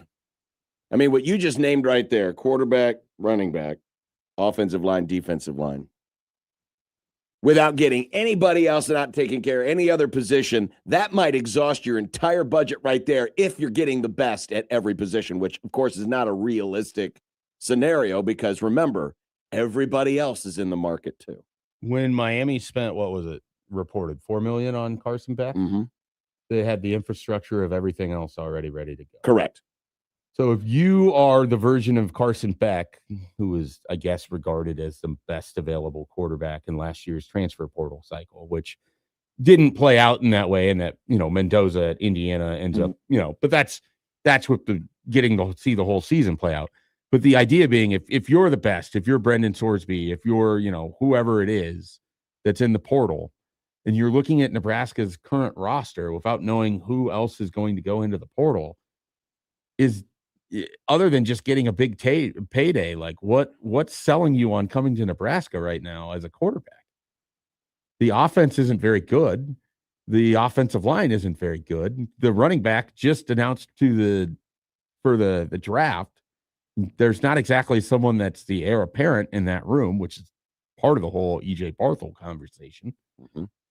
So what's the big seller to be Nebraska's quarterback in 2026? It's almost like you have to put together everything else before you actually go out and get the quarterback, but it doesn't work that way. Or you have to somehow get the quarterback that's going to help bring in everything else. Correct. Which was the whole Dylan Raiola concept to start with. Right. But there's no package deal out there. It's not like Sorsby's going to bring he's not going to bring Cincinnati with him. Well, so the idea of you're seeing what some teams essentially do is if they go hire an offensive coordinator connected to players, you bring in a portion of their offense to where you're going to go, but Nebraska's not doing that. So I'm just like very, very fascinated. Maybe they already have this all kind of designed out on the board. Or maybe they are like everyone else, just kind of scratching their heads like, okay, here's where we're going to go. I think the truth lies somewhere in the middle, in that they have an idea of where they want to go, but because it is so fluid and because it is so, literally you can go from 1 minute having an offer on the table to some kid, and then you get the rug pulled out from under you because, somebody else just upped it. Oh, and this guy's telling me that he's getting this, so now I need to have that. I would hate to be a Pat Stewart today. I'm not saying Pat Stewart specifically, just somebody in his position, a GM at a college program, because unlike NFL free agency, there's no structure to this whatsoever. Well, your roster has no structure. And your roster has no structure whatsoever. Plus, you also have this odd window of you're still finishing up your season. You're still trying to figure out who's staying and who's going. There's no set calendar like there is in the NFL where, okay, here's a period, here's free agent period, then you got the draft, and all of this stuff is easily measured out. This stuff is nonstop. And you got 15 days in that window, right? 15 days for the players to actually declare. Not that that really matters because we've got players declaring today. But then you've got to get them all lined up, because if you want them here in the spring, well, how am I going to get them into class in time? How are we going to get them enrolled in time? It is a mess, especially for a program who's in a spot where they've got to replace a lot of different pieces. And they need to win. There's no other way to phrase it. They need to win. They can't, the 2026 schedule is what it is, and it's challenging. But at the same time, it's not just an incremental, if they go 7-5 or 8-4, you get the sense people need them to win and show that this is moving forward. So I don't think the appetite is going to be, you get another year of just kind of middling out how the season goes because you've got a new staff and new pieces and everything. No, the expectation is it was stable. Now it's not. Now you have to fix it, and you need to win. And so then, again, the central question of all of this is, how do they feel about TJ Lateef? And do they go get a quarterback to compete against him in the spring? Or is he the guy moving forward, and then you're just building around that? And if he's the guy, fine. You've gotten the entire year of working with him, and I genuinely think they're excited about things that he can do over there. Sure. How are you going to build an offense that's going to be successful around him? That becomes the second thing. And then do you have another quarterback that's ready to go if you have this rushing style quarterback in the Big Ten where Adrian Martinez is a much bigger person. Yes, he is. Than TJ Lateef. He couldn't make it through healthy. Dylan Raiola didn't run. Still lost him for multiple games in 2025. Like, it is a big person conference. It is a conference where you don't see a lot of quarterbacks that run because of that. Mm-hmm. And yet we're over here like, this is what Nebraska needs to do. Okay. Figure out how that's going to work for 13 games. You paint a very scary picture now that you mention it. Here's Jerry. Hi, Jerry. Thanks for waiting. You're on 1620 The Zone with John Bishop, Mike Schaefer. Hey, guys. Hey, another great radio show. I appreciate you guys. But, you know, and I think a lot of this with the whole Dylan Raiola, I think the signals were sent when Matt went out and got that the offensive line coach from Georgia Tech. Because he developed a running game. And I think that just kind of sent the signal out there that, you know, unfortunately, we're going to go more dual threat, which under Nebraska, other than the 70s or 80s, the dual threat has worked out really well as far as almost nine win seasons. And I think that's just where we need to go. I think it's easier to build it with a dual threat quarterback. Is everything doesn't have to be perfect and they can create. And we've seen it with that.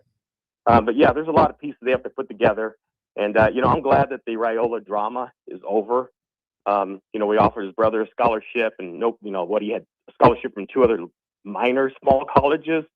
We gave his sister a job at the University of Nebraska Lincoln. His uncle was a offensive line coach. We did everything to try to help this kid be successful, I think, other than just a poor offensive line. But, hey, I wish him well. But, hey, go Big Red. No one person is bigger than this program. So I appreciate the call. Thanks a lot, Jerry. The problem is when Nebraska had the quote-unquote dual-threat quarterback, they already had an established system, and they had a good running game, and they had good offensive lines. Yeah, and they had good defenses. It's not that they can't find a way into that level of success. It's that, do we think Dana Holgorsen can call that as an offensive coordinator? Do we think that he can call that and be successful in the Big Ten?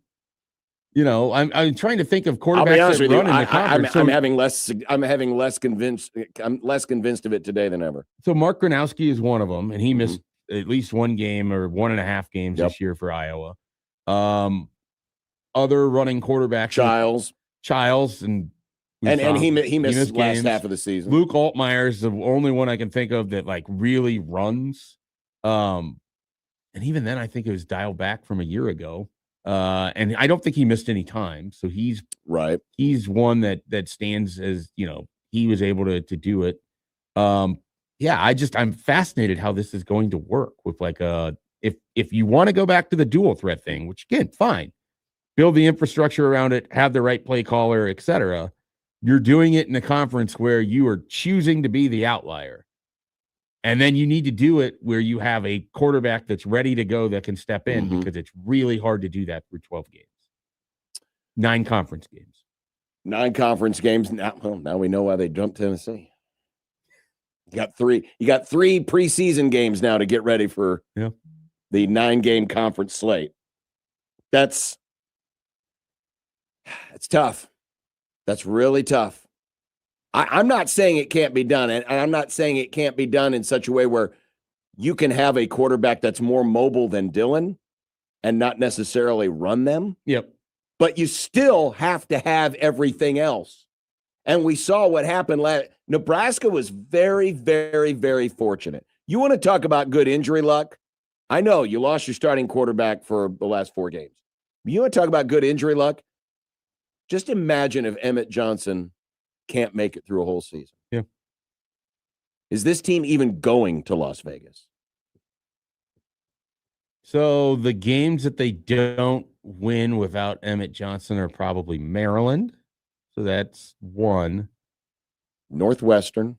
Yeah. So that's 2. You probably don't beat Northwestern. And then at the same time, the counter argument that both of those games featured Dylan Raiola driving down the field for game-winning touchdown drives, passing the ball. But you had to be in a position. You had the counterbalance of it. Yeah. Absolutely. Yeah. But for sure, I think the game he had against Maryland, I don't know that they're overcoming the 3 interceptions. Right. I think Northwestern, I could put more in the question bucket of could they have won that without Emmett Johnson potentially? Would they have with this team and a different running back from this team? Probably not. Which speaks to what are you going to do at running back? What are you going to do at quarterback? Okay. We'll revisit that one. What do you have at running back, John? Tell the contestants what they've won.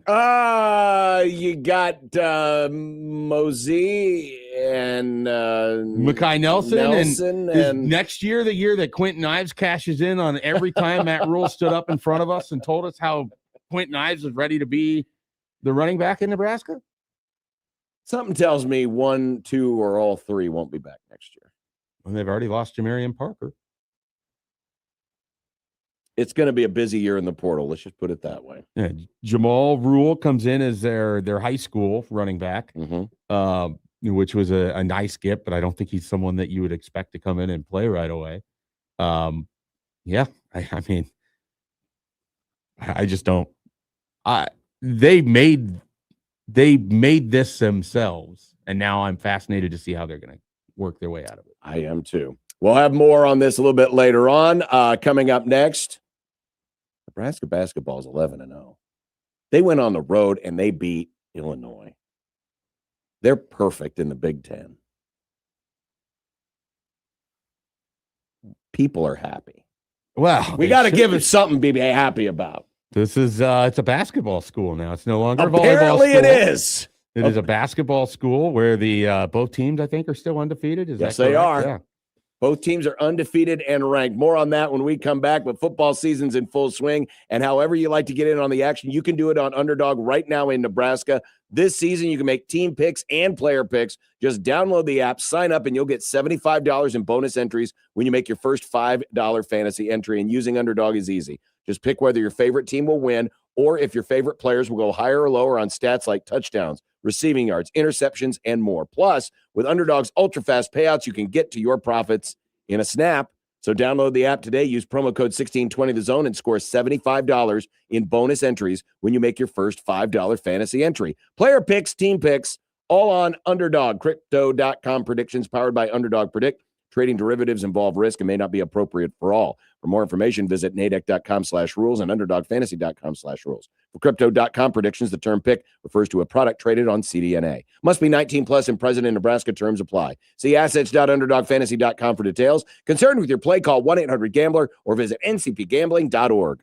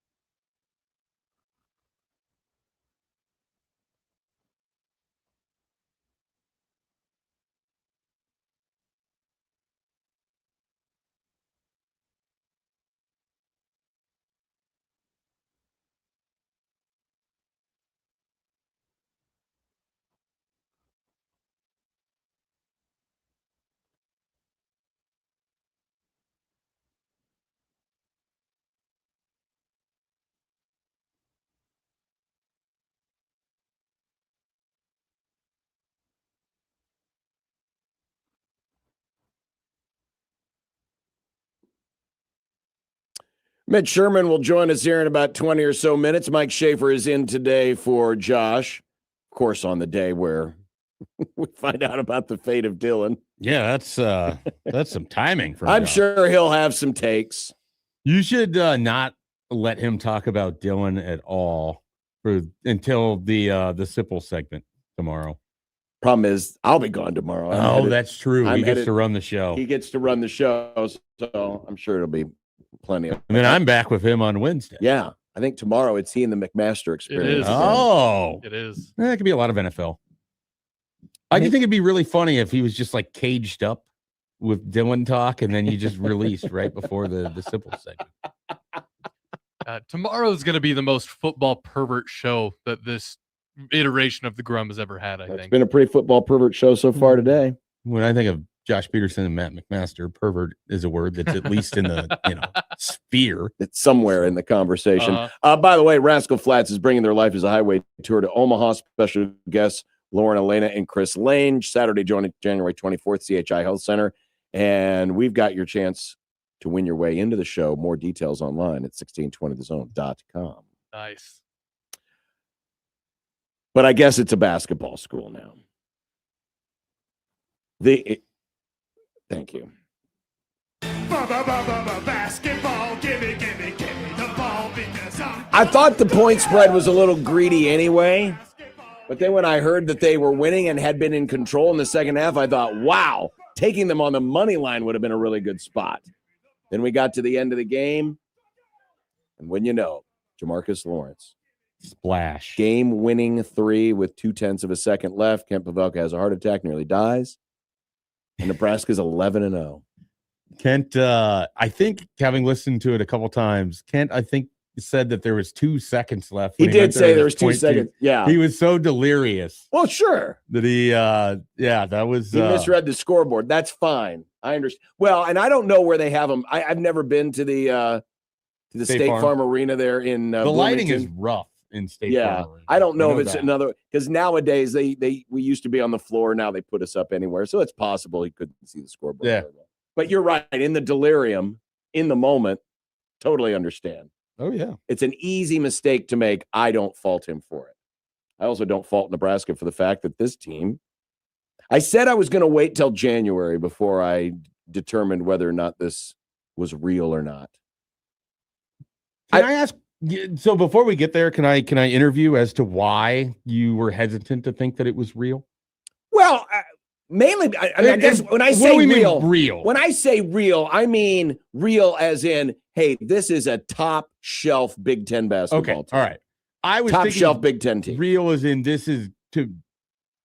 I think it's evident, or was evident, and I also came in as someone who was higher on things coming into the year than maybe others, but I think that it was evident getting through November that this was a team that was going to have every opportunity to be playing in March in the NCAA. Oh, yes. So when you say real, I wanted to define what that was. Yeah. No, I mean, and even at my most delirious, like, hey, saying things like, I think they might be better than the team 2 years ago this offseason, I did not anticipate that they would be a top 15 team in the country. I want to make that very, very clear. No, I think, or at any point, I don't think they would be anybody expected this. So anybody expected this, but yeah, no, there's no question. Nebraska's already put themselves in a position where all they have to do is hold their head above water, and they'll be a March team. Which, the last thing you really want with a Nebraska basketball history is all they have to do. I know, to paraphrase, because that's just usually all they have to do is win one game. It's one of those things where now it's like you either have to be balls to the wall or not, and now so that then begs the question: can they continue to be balls to the wall? And well, they need to be balls into the nets. The ball won't. I think you mean the hoop. Yeah, I know. The net's balls a part through of the hoop. Yeah, but if they just shoot into the net, but they don't go above the hoop, then it's not helping them. Trust what? me, You're I've seen right. enough You're of that right. already. But you look at, and of course, everyone's now pointing to January the 2nd, and that's when Michigan State comes to town. And you want to prove it game. No offense to Illinois, good program, but you talk about the benchmark of the Big Ten, the historic 21st century benchmark of the Big Ten, it's Michigan State. And folks are already pointing at that game. I would caution, though, listen, they could still lose that game. They're going to be fine. What I'm curious to see is, because I've seen Michigan up close, and they are good. Yeah. And I've seen Purdue up close, and they're pretty darn salty. I think if you set a bar right now of 4.5 place, I know you can't finish 4.5, but it's gambling, so we have to do it. Better or worse than 4.5 place? I think historically we are told when Nebraska basketball has an outlier season, they finished 4th or better, or they play in day 1 of the Big Ten tournament or don't play at all. That's true. They're never in that other area. So I would take. You'd take better? Yeah. Just because historically that's what I'm going. No, I think that's pretty valid. And when you look how the schedule breaks out, like we said, January 2nd's looming as a huge date because you get Michigan rough. State at like home. It is not their beginning of their Big Ten schedule is rough or looked rough at the beginning of the year. Go to Ohio State, go to Indiana, host Oregon. Oregon's been sliding though. Go to Northwestern, host Washington. But as far as like the big wigs, okay, you're going to get a return trip from Illinois. You're going to go to Michigan, host Purdue. Yep. Go to Iowa, also host Iowa at the end of the season. As far as like the biggest of the big wigs, I think I'm with you. Yeah. I think top 4 is very, very, very much on the table. And when you're talking top 4 very much on the table, you're also talking about top 5 seed. Well, and it wasn't Or in 5th or better seed. A few years ago. It wasn't a few years ago, but that was a bad year for the Big Right. Ten. You don't have to worry about it with this year. This year's Big Ten is already. No, I get that. They were top 4 when they were the 11 seed. I mean, it just hasn't when it has. Right. Basically, if Nebraska's been a top 4, people look at the Big Ten and they're like, well, that's not what it used to be. Right. But And this year, so- you don't have to worry Right. about that. The Big Ten is back.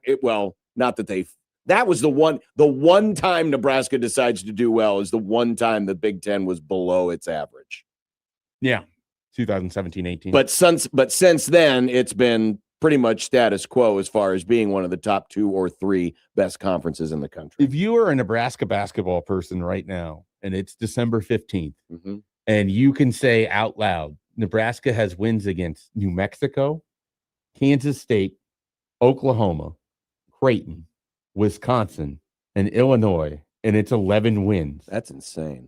We just saying that out, like every one of those teams. That doesn't sound is right. Very largely playing in the NCAA tournament. And like the worst of that is either Kansas State or Oklahoma in more of a recent sense. Maybe it's New Mexico, but it's. I mean, in terms of making the tournament. in terms of Because the rest of those, Wisconsin almost perennial, always makes it. Creighton Illinois almost is perennial. Creighton's been perennial as of New late. Mexico generally is one of the 3 that's coming out of the, if they 3 to 5. But Oklahoma and K-State have been in it at least once in the last 4 years. So yeah, no, it is insane, and all of that, and that's why Saturday was so important.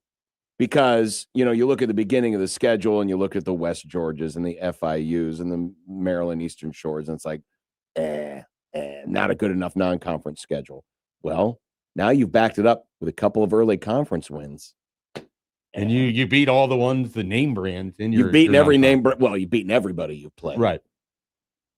You're right, though. The whole idea of, all they have to do is hold serve. I am way too familiar with not coming up with all they have to do. So what would it take to then convince you, as someone who has been positive, what would it take to convince you that this is a different group?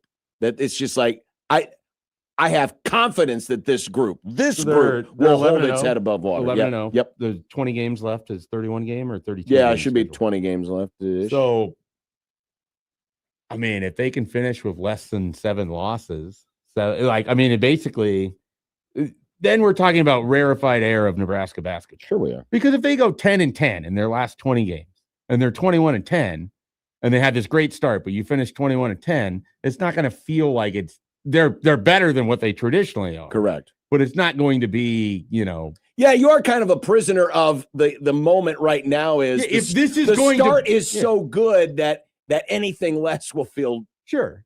Now, like you've coasted. If you go 10-10, there's still a dunk to be into the NCAA tournament. Oh, absolutely. And that's what I mean by holding your head above water. So I guess for me, then it becomes a different levels of it. And as someone who, again, thought coming in, there's a good chance this team could be better than the one from 2 years ago. Largely because you get rink mass back and what that means for Fred Hoiberg basketball. And we saw it on display on Saturday against Illinois. All the different ways you can stress teams by just rink mass. Mm-hmm. And all the different ways that his backdoor passing and everything else just opens up. I mean, Illinois' guards could not handle the action Nebraska had going because they were so worried about the outside shots. Correct. They're over pursuing to cover at the top of the key. And, it started with Sanford, and then he starts hitting those shots. And then suddenly Lawrence is sliding in there for what felt like a floater or a layup 4 times in a row. Then Sam Hoiberg's doing it. They're just picking people apart because they're picking their poison. We either have to pursue them all the way out here, or we're letting them get backdoor to the rim. Yeah. And then Mast is standing away from the rim, so the big man isn't even necessarily down there to rim protect. And we can't go to a zone because they're shooting us out of the zone. So it's the way they are constructed, if they shoot well, is a matchup nightmare for coaches. And that was a very good Illinois team that really had no answer for anything Nebraska did offensively. And it starts with making shots. And I didn't think Peyton Sanford would be this good, but when you've got a guy that can just stretch it like that, and it's just more than that, when Hoiberg can do it, when Lawrence can do it. Yeah. If Burke could make 1 out of 18 threes, it would help. They're a tough defense, and they're relatively selfless, and they're old. They're an old basketball team, and that can't be stressed enough. I said that last week, and after in the wake of the Creighton game, I said, "Man, this is the perfect storm because you have the rink mass component, you have guys that can make shots, and there's experience, a lot of experience." And Hoiberg has gone to another level. He's way more aggressive than we've seen him before. Oh, absolutely. It's a classic example of someone who is able. And take the whole, coach's son thing aside. Yeah, I don't even care about that. Just pretend like he's, Sam Smith. A guy who has been in a program he's one of those developmental guys who will do whatever it takes. As Mac said last week, he was talking about Cale Jacobson as well, are champions in their role. They know their role. They know what is asked of them. And then they just go out and do it. And it's not about my stats. It's not about, how much my ego is being fed. It's just about, I just want to do whatever it takes to help the team win. Every great team needs to have people like that. Yeah. And it just so happens he's the coach's kid. Well, and beyond that, like you saw early in his career, this is a guy that had no problem, whether it was against Maryland and it's, whatever random Maryland big is barreling down the lane, he's stepping right in to take the charge. Mm-hmm. Or going up against one of the top guards in the conference, he's picking their pocket. Like, he's very aggressive on defense. Yeah. But on offense, you didn't ever really see that. No. And now you're seeing him be aggressive on offense too, where it's like, I'll take that 3. Yeah. I will finish. I'll go to the rack. I don't worry about the contact anymore. I'm not worried. Like, I can get this. I'll go up and You under. better not be worried about the contact. I would be afraid to hit him. And so it's like going to war with a fire hydrant. Seriously, the mental reset for him has the aggression, and you see it with Jamarcus Lawrence too. I mean, they missed Jamarcus Lawrence last year. I think that was evident. Having another guy like that. Yeah, but man, I tell you, it really helped. Whatever happened to him at Rhode Island. Yeah. And they say you can't go home again. And you get a better version of him coming back. Another guy who's been in the system, but got better at something that he needed to get better at. But also doesn't care if he's having the big night or not. Correct. There is, and you hate talking in platitudes about this because there's going to be adversity. And when there's adversity, of course we'll see what is. happens. But I thought Saturday was a good example because when there was adversity, they got punched and they just kept throwing more punches. Mm-hmm. It was Illinois that looked like the more flustered, throw it against the wall, figure out what we have to do with, our guard just flopping every opportunity he has to try to, get an extra foul shot here. But the selfless nature of it and the veteran nature of it, And again, Rink Mast is a special player. Everything that he does, whether he has the ball or doesn't have the ball on the offensive end, allows for Fred Hoiberg to be way more creative. And it makes me super sad we didn't get Mast and Bryce Williams for a second season, because that would have been a lot of fun last year. Yeah. No, there's no question about it. Rink Mast is kind of the linchpin to all of this. I mean, these look, and another guy who doesn't care if he scores. These look like the teams he had at Iowa State. Yeah, it really does. It really does. 402-951-1620. We're going to take a break here early or now so we can get to Mitch Sherman on the other side. Obviously, we'll get his thoughts on Dylan Raiola. We haven't even mentioned the volleyball team lost. And he was there last night. Man, what a shocker. What an absolute shocker. We'll discuss that and more as we continue. Shafe in for Josh. I'm John. He's Nick. 1620 The Zone.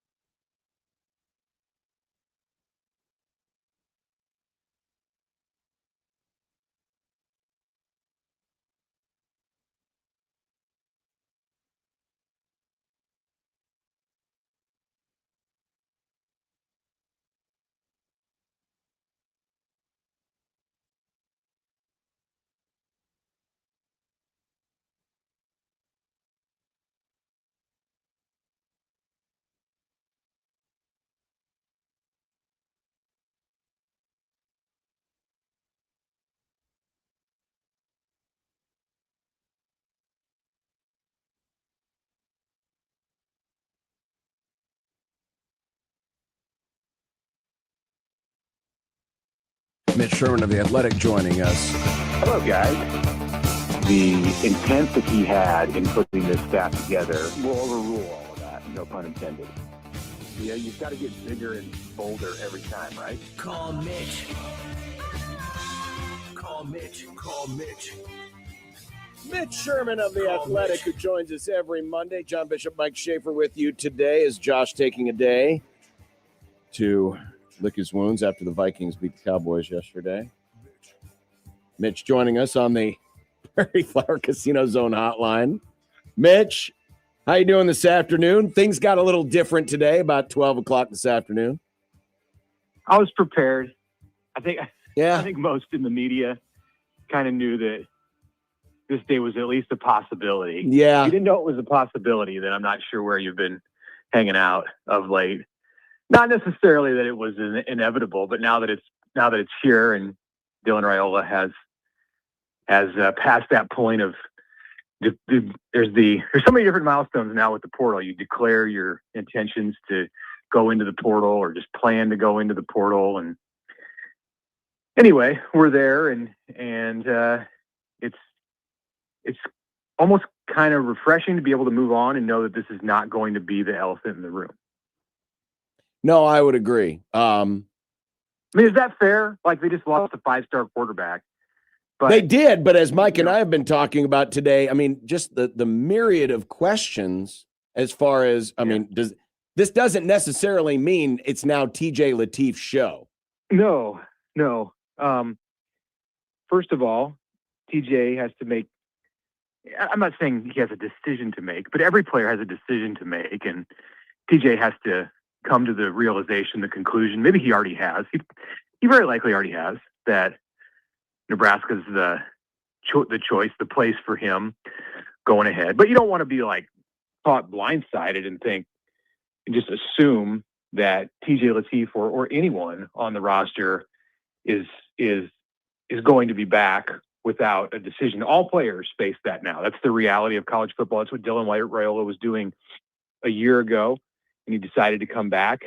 So that made this process here with him when we knew he was or believed that he was looking around, not necessarily a 100% done deal. Like, he might decide to do what he did a year ago. So yeah, I expect that TJ Lateef is going to be there in the spring, which means he'll be there in 2026. And Nebraska is going to get a quarterback in the portal. And the question will be now, do you go for somebody who's one of these big names where you can just kind of like replace Dylan's compensation? Or do you allocate that money to get better at the line of scrimmage and get a quarterback who is more of a bargain, or someone who's a little more under the radar and can come in and compete? TJ needs somebody to compete with, I think, at the minimum in the spring. So I don't think you want to find someone who isn't ready to compete. I think you want a quarterback who has some experience or at least was touted as a recruit, believed to be a player who was power conference ready. Hey, Mitch, it's December 15th. What should Nebraska fans feel good about in regard to its football program right now? They have an entirely different defensive staff for a second year in a row.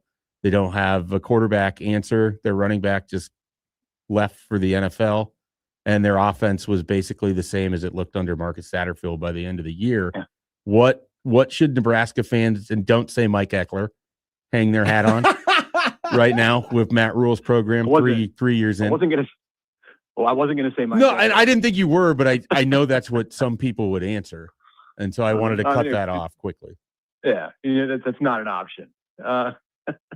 Well, there's not a lot to feel good about with the bowl game unless you just want to get into being excited about Nebraska, the fact that Nebraska is going to a bowl game, and that's valid because it was an 8-year run where there wasn't a bowl game, and now Nebraska has a streak, like some normalcy back on the side that you'd want it to be, where 2 years in a row they're practicing in December and getting ready for a bowl game, and this one's not going to be in the frigid Yankee Stadium. So feel good about that, and the fact that the way that they want to build this through with these extra practices, and right now they're getting time for young players. I do think there's a lot of youth on this roster, Mike, that has promise, and that's the deal with young players, right? Like they have promise until they've proven that they can't cut it at the Big Ten level. Then they're promising, and you feel good about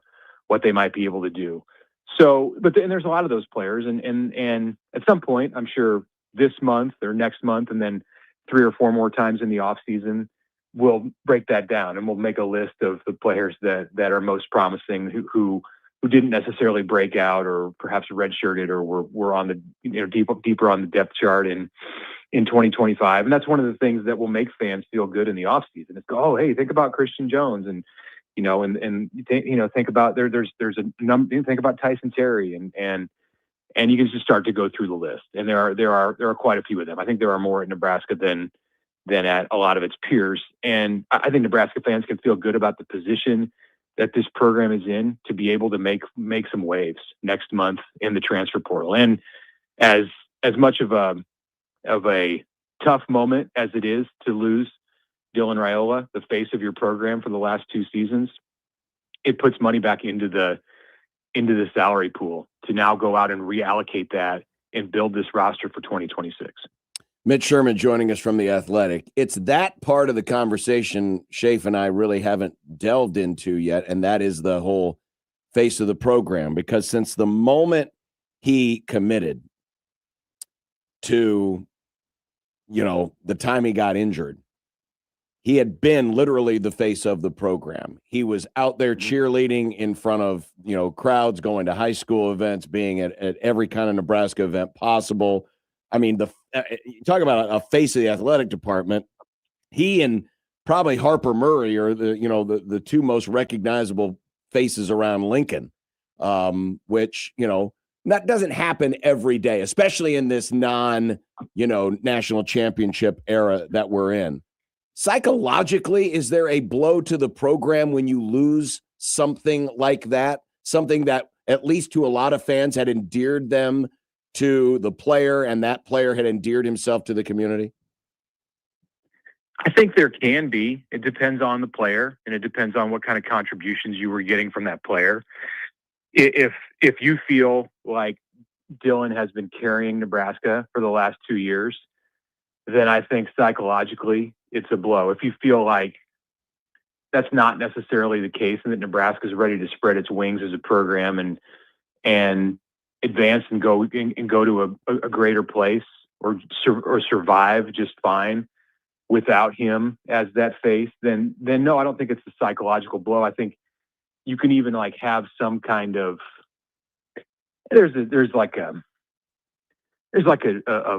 it's just some kind of a fresh quality. And it's weird because he was just a sophomore and he's just here for 2 years.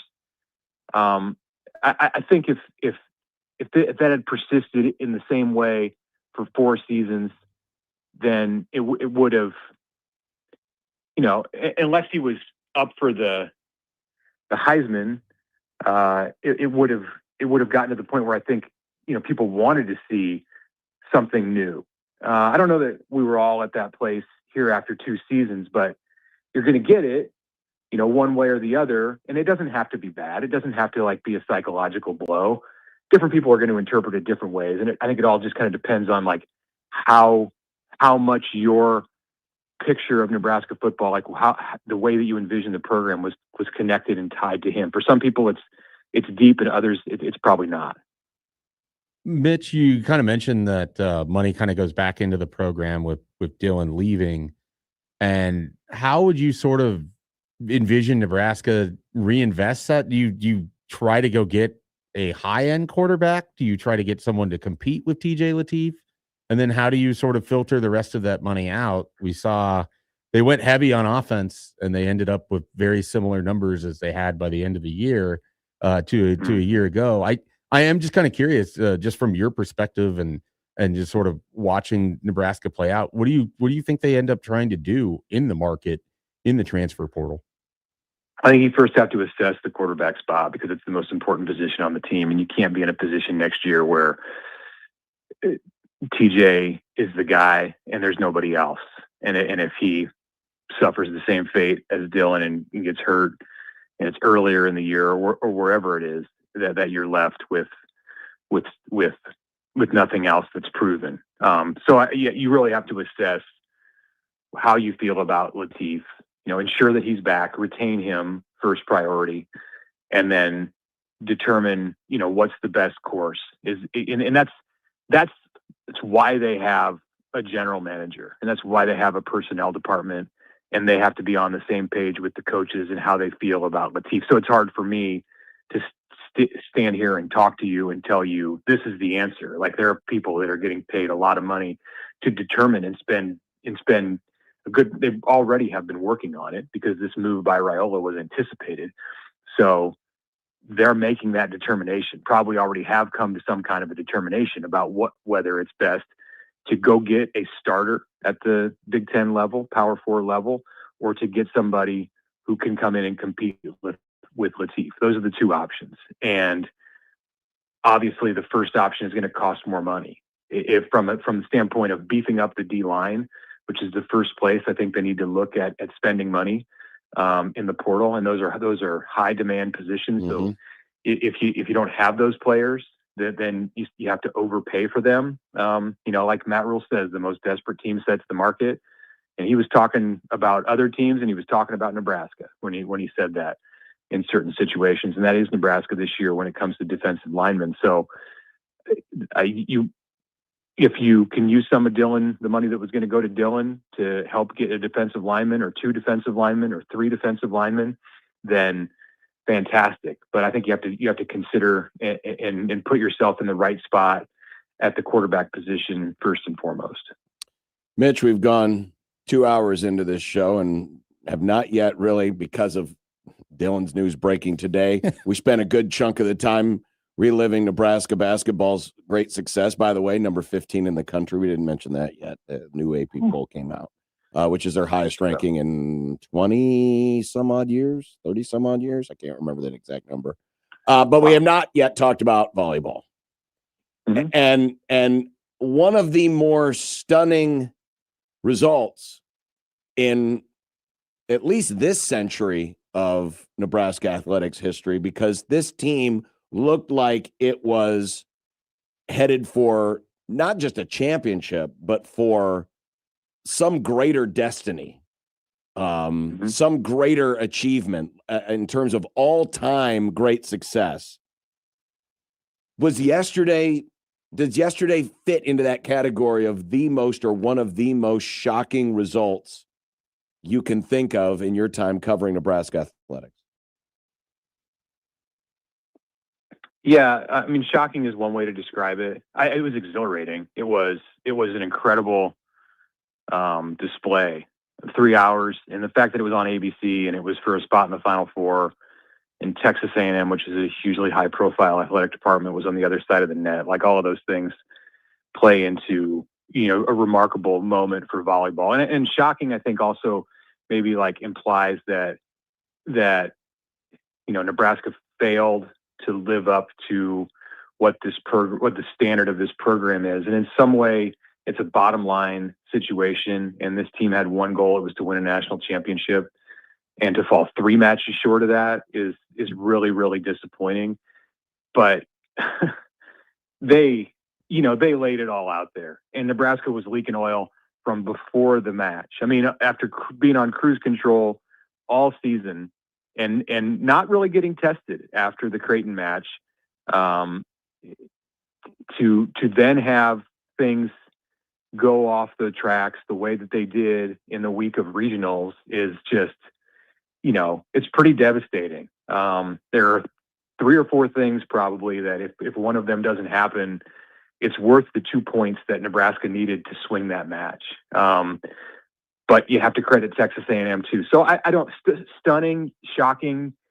It is, but I mean, to me, what stood out more was just how incredible the moment was for volleyball, and how amazingly the stars had to align in the way that they did to lose your backup setter, to have your starting setter, who's the Big Ten Player of the Year, under the weather, the way that Bergen Riley was, and the alley check. Even if that happens, and the alley check situation doesn't happen, and I don't know what exactly might have been going on behind the scenes with Andy Jackson and her ability to play yesterday, but like all of that weighs in, and still it came down to 2 points, as you'd expect, because they have a ton of fight, and the players who are out on the court are great players. So a lot of adjectives to describe that scene yesterday in Lincoln. So stunning probably fits, shocking, whatever, probably fits among them.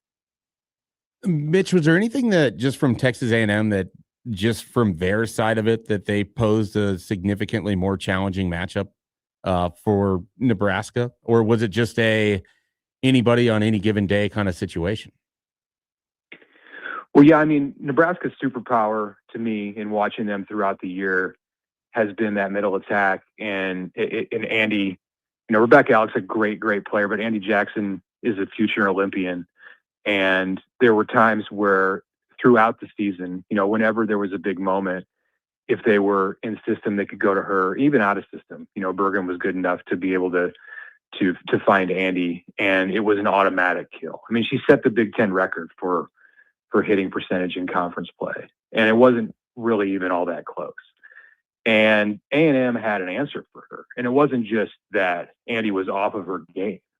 Like their big middle ICO. I'm not going to go down the road of saying her name. Yeah, but she was all over Andy Jackson, and some of that is coaching too, because you have to have the matchup right so that you pick the rotation, so that she's at the net when Jackson and I'm sure Danny was trying to strategize and get her top attackers in the right spots, and I feel like Texas A&M won that battle, won the strategy battle, and Danny tried to push buttons, and that's what she does. Like, she's a risk taker as a coach in a way that John Cook wasn't, and she pushed a button, and if she hadn't done it, Nebraska may not have gotten to the fifth set, and then she made the decision when they did get to the fifth set to say, we're going to ride with what got us here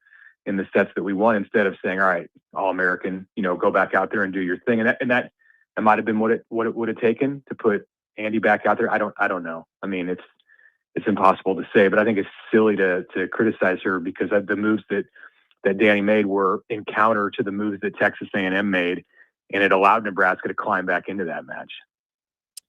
But it just had to be A&M, didn't it? And it just had to be when that guy who used to play rush end at Nebraska was sitting in the building for the first time in a year or 2 years. You know what though? It was such an amazing event. Yeah, that took a back seat. Like, I saw Trev after the match, and it was like, oh, okay. I mean, he was not the story. If it had been different and Texas A&M had come in and won a ho-hum match, or what, just a normal day at the arena, then I think there would have been a lot of focus on him. But it was impossible not to focus on what happened on the field. Like, to watch that and then go, well, that's about the athletic director. And I know you're not saying that, John. No. But but I mean, there's a tendency to do that sometimes in sports. Like, we give too much spotlight to the coaches, or in this case, the AD, if he's a former football star at the school and recent AD at the school. You can easily go down that road and say, that's the narrative right there. Trev did it. Trev beat him in basketball 2 years ago, and he beat him but like, it was such an incredible sporting event that if you came out of that like fuming about Trev or thinking about Trev, or that was like the image in your mind, like, then you weren't watching the action on the court. Mitch, which of the last three season enders, the championship game against Texas where they kind of just got rocked, the Penn State game where Penn State came back and won it, or the A&M one, the undefeated season, I feel like it's the recency bias, but is this the most shocking of the three of them? I don't know. I don't think so. I really don't. I don't either. I don't know why I can't contextualize or explain it very well, but it doesn't feel as shocking as the way they played against Texas or even losing the way they did against Penn State. Yeah. I go to Penn State, and I wasn't at the Texas one, so it's a little bit different. I watched that on TV. But Nebraska had a bunch of freshmen on the court, and Texas was great. And Texas was the defending national champ. The way that Nebraska lost that to get swept and not even be close in any of the sets was shocking. Again, shocking is not the first word I used for yesterday, but it is for Penn State last year in Louisville. Nebraska hadn't been reverse swept in the tournament since like the early 80s, and just looked like a better team than Penn State. For much of that night last year in the semifinal, and that seemed like a team of destiny. And not that we knew that it was John Cook's last ride, but in a year with him when he was in his 60s, could have been that. So it's there in the back of your mind. And I was in that match when Nebraska had the big lead in the fourth set, and he starting to make plans for Sunday. So that one to me was more of a just a crushing gut punch defeat. Yeah. Yesterday was certainly had some of that to it, and I know like Danny received a little bit of criticism for saying that she felt like Nebraska maxed out. When how does a team that was undefeated max out when it loses in the Elite Eight? But I understand what she was saying.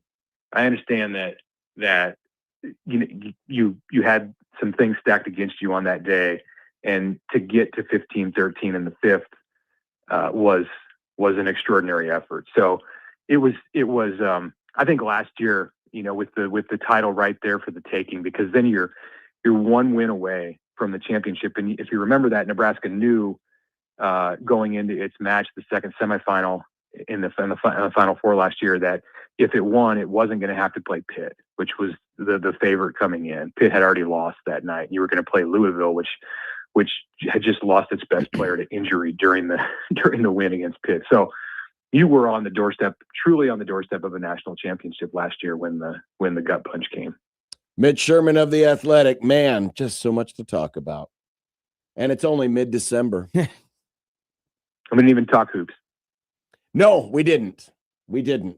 But they're number 15 and they're 11-0. Hey, next week they'll still be undefeated. I'm going to go out on a limb and say that. Yeah, if they're not, then all the good things that we spent 16 minutes on a few minutes ago out the window. It's back. I saw North Dakota play in Omaha this year, and I'm confident in saying that Nebraska can take them. Yeah, I think you're right. Mitch, have a good week. Thanks. You too. Mitch Sherman of The Athletic. The thing about this past weekend, and we do this a lot, right? So Nebraska goes out on Friday night and just drags Kansas. Demolished.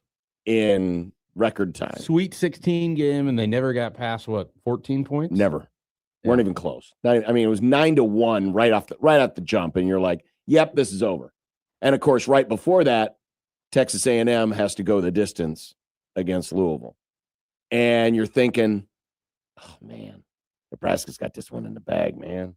They didn't have to exert any energy. How's Texas A&M going to be? And don't we see it all the time in sports where the team that gets taken to the limit and then has to do a quick turnaround and come back seems more ready for the moment. And I know that wasn't the entire reason why A&M won. Obviously, some of the untimely injuries, the flu, whatever was going through the team, Nebraska just not being itself, all those things factored in. But there's something about having been taken to the distance that makes you more prepared the next time it happens to you. I asked the question of Jack Mitchell 2 weeks ago. Does Nebraska need to be taken to the limit before they get to Kansas City? Unfortunately, the answer was yes, but they couldn't get over the hump. Yeah, and I think so much of this is just a ton of credit just has to go to Texas A&M. I mean, yes. They made save after save. There was like a Superman dive, and people will know exactly what point I'm talking about, where I think their libero is just able. It looks like an easy point for Nebraska on just like I don't know, volleyball technical terms, but just kind of a tip over the net, like just kind of you call it a drop shot in tennis or whatever. And she's able to just get her hand to floor save it, and they end up winning that point. And it felt like there was so many of those moments for Texas A&M, and then I don't know her name, but their best player, like the person they constantly were getting the ball to, their outside hitter, she came to play in a way that Nebraska just couldn't really match. And so for one day, all of the circumstances being whatever they were, A&M was the better team on the floor. Like if Nebraska had won that in the 5th set, it would have felt like an escape more than just overcoming and winning and showing dominance. It would have been a, wow, they pulled that one out of the fire. And that's not to take anything away from Nebraska. It's just that in sports, sometimes a team on a given day, in Texas A&M's case, was just better. Is it possible that, I don't want to say fool's gold, I don't want to say we were duped, because they were good. Nebraska was that good. Smarter volleyball people than me have summed it up that Nebraska might have benefited from a better version of the Big Ten this year than what they got with a little bit. And that's to say, Wisconsin's still playing. Yeah, and Wisconsin's still there, and they're in the Final Four. Minnesota was fighting tooth and nail, and it's not to say that they weren't as good, but it just wasn't quite the classic Big Ten volleyball that you come to expect. That's true. Again, that's not to take anything away from what they had accomplished, and they were truly a terrific team. But yeah, the fight to have to get through it when you're challenged over and over and over versus rolling on. I mean, how many times are they able to play deeper down the bench just because you're in the 3rd set of a blowout volleyball win against a ranked team constantly? And so, I mean, that 4th set, did you get a chance to watch much? I saw highlights. That 4th set was incredible theater. And then you saw the nerves and the legs were out of the girls at points. And I mean, it was just incredible theater watching it go back and forth, knowing that you needed this second point to finish it off. What did it? 9-10 set points for Nebraska. And then you finally win that and you got to get 15 more. And it felt like after the 1st set, when they had that lead and then A&M ran off 8 straight, it never felt like Nebraska truly controlled anything the rest of that match. And so it would have felt like a great escape to me had they been able to pull it off. It's a shame. It's truly a shame, but that's why I wanted to ask Mitch, because I felt like last year and even the Texas one. The Texas one does rate more shocking because it looked like a varsity versus a junior varsity scrimmage. I just was unprepared for that because and you knew they were better than that, but it felt like deer in the headlights. Oh my God, what is happening here?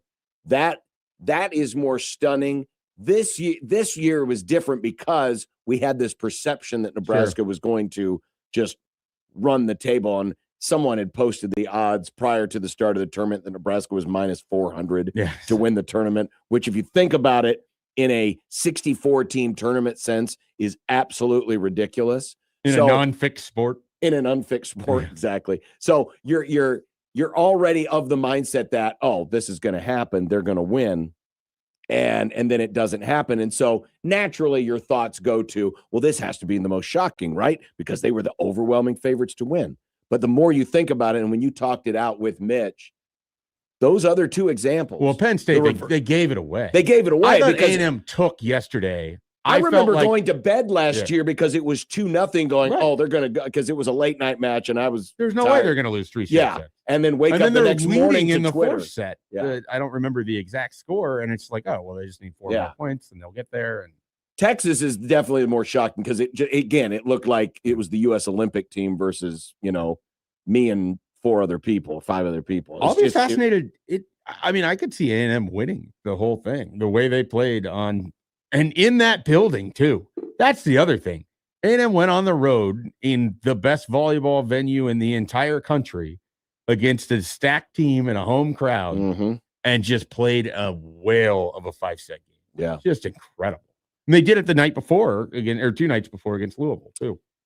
10 just incredible sets for a program I never think about when it comes to volleyball. No, I'd never do. Texas A&M? Yeah. I have no idea. It's the most surprising part of it is the losses to Penn State, Texas. Okay. Yeah. But Texas A&M is like, this doesn't fit here. Mitch has got a good point, though. I mean, of course, the first thing my mind goes to was, oh, damn, Trev did it again. It does feel like Texas A&M and Nebraska in the postseason. Certainly, you think of basketball. It's not been the a good women experience. matched up. Yeah, Now the Nebraska women won, but it's just it feels like whatever reason the NCAA just keeps kind of pitting that together. It still putting them in the happens. same draw. It still happens. Pretty soon, baseball is going to get a regional down there. Rob Childress is going to be looking around like Will Bolt. I'm like, what are we doing here? What is happening? All right, still to come. It's a Michael Severe Monday. I do want to get to some firm and soft today. We're going to talk NFL, though, coming up. So we'll do that. And speaking of football, well, last night was not a good night for your boy on Underdog Fantasy because I had the vision in my head that Dallas was just going to score at will and get a lot of yards, get a lot of catches for George Pickens. It didn't work out that way. Justin Jefferson was going to get 65 yards receiving. It didn't work out that way. But you know what? Part of the fun is just participating and the fact that I was able to do it from my home in Nebraska, deep in the heart of Nebraska on Underdog Fantasy. And you can too. Underdog makes it so very simple. Just pick whether your favorite players will go higher or lower on stats like rushing yards, receptions, touchdowns, and more. Could be extra points. Could be field goals. That was one of my favorite props. Field goals made. A lot of field goals in the NFL, especially those 60-yarders. Will you get your picks right? You're going up 5,000 times your cash. And did I mention you can play it right now in Nebraska? Download that Underdog Fantasy app today or visit UnderdogFantasy.com. Use our promo code 1620thezone at sign up to score $75 in bonus entries when you play your first $5. That's, again, $75 in bonus entries when you play your first $5 by using our promo code at sign up, and that promo code is 1620thezone. With Underdogs, make picks, win money. Must be 19 plus and present in Nebraska. Terms apply. See assets.underdogfantasy.com for details. Concerned with your play, call 1-800-GAMBLER or visit ncpgambling.org.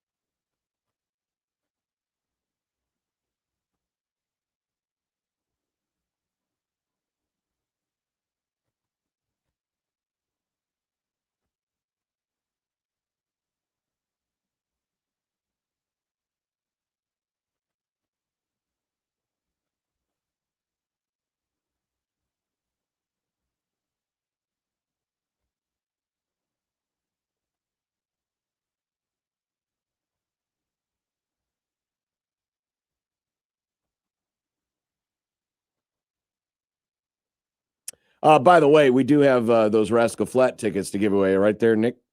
Yes. You want to do caller 8? Caller 8? Yeah. Yeah. Nick, Yeah. people Caller are 8. wondering what your knowledge level is on volleyball. I watch it. I like it. Paige and I like to go to the Supernovas. Okay. She likes Husker volleyball. It's like the one Husker program that she likes. Okay. The YouTube commenters were debating as to whether you know anything about volleyball or not. I know some things. I 'Cause don't know. They claim you get more quiet if volleyball comes up. I get more quiet when you and John are just on a roll anyway. All right. That's the last time I'm you just filled in with voicing- Josh. I don't have. I'm way to voicing throw for in the here. YouTubers. That's what I'm doing here. Well, the YouTubers have their own thing. I think Nick understands what he's watching. I like volleyball a lot. It's fun. All right. Apparently, they want you to weigh in more on it. Well, now they want Nick to answer the phone because we're taking caller right now to see Rascal Flats on January 24th, 402-951-1620, which gives Shafe and I a chance to recap yesterday in the NFL in a segment we like to do, Firm and Soft. Now, I vaguely described what the concept of firm and soft is to Shafe. So whether you get the context of it or not, it doesn't matter, but I'll get us started. Soft, not J.J. McCarthy's passes. We talked about this earlier, but I'm going to repeat. I think J.J. McCarthy he doesn't have the pure, tight spiral of a Bryce Underwood, but my God, he throws that thing hard. Everything was thrown hard. There was the one catch, and I can't remember which of your 19 backup tight ends that you had playing last night, but he had a nice catch last night on a ball where if he doesn't stop it, that thing's going to end up in a Cowboy's hands and like 20 yards down the field. Yeah. I mean, he throws hard. It's a bullet. There's no time. There's no touch whatsoever. Yeah, that probably needs to be developed in the at the NFL level, I guess, at this point in time. So that said, he still had a good game last night. Yeah. I thought. I mean, the interception, obviously throwing it straight into the blitzing outside linebacker was not the smartest move in the world, but Matthew Stafford, likely the MVP, also threw it right to Hutchinson on a screenplay that he had read perfectly. And I was screaming at my TV the whole time as he was running down the field. Going, how does he do that? Maybe there's a tell. Andrew Van Ginkel claims that there's a certain thing quarterbacks do. He won't tell the media what it is, but he has 5 of these interceptions and several touchdowns off of them. And there's some tell that quarterbacks have when they're throwing that quick out screen. He's just all over it. So maybe Hutchinson learned it from him in the offseason. What do you have? I'm going to go with firm. The Saints are the spoilers of the year. Michael's not here yet. I know.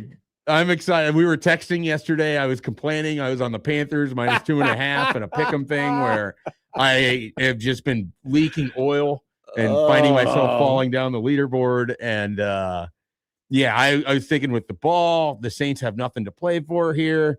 And the Panthers didn't take it, and the Saints went and took it.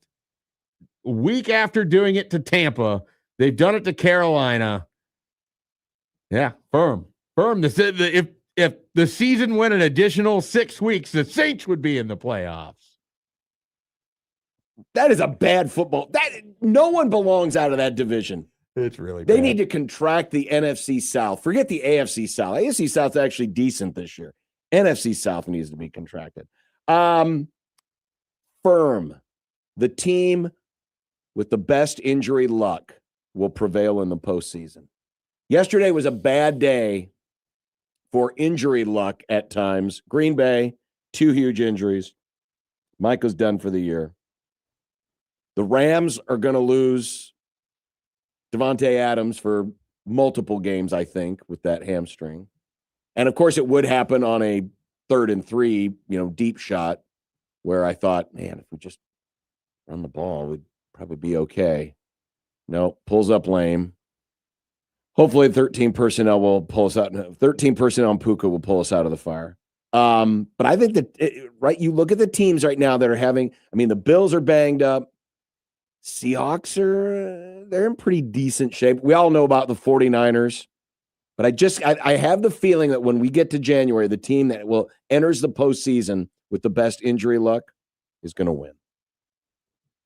I look with no super team or No super obvious team. favorite. It does seem like injuries are going to play a big role in that.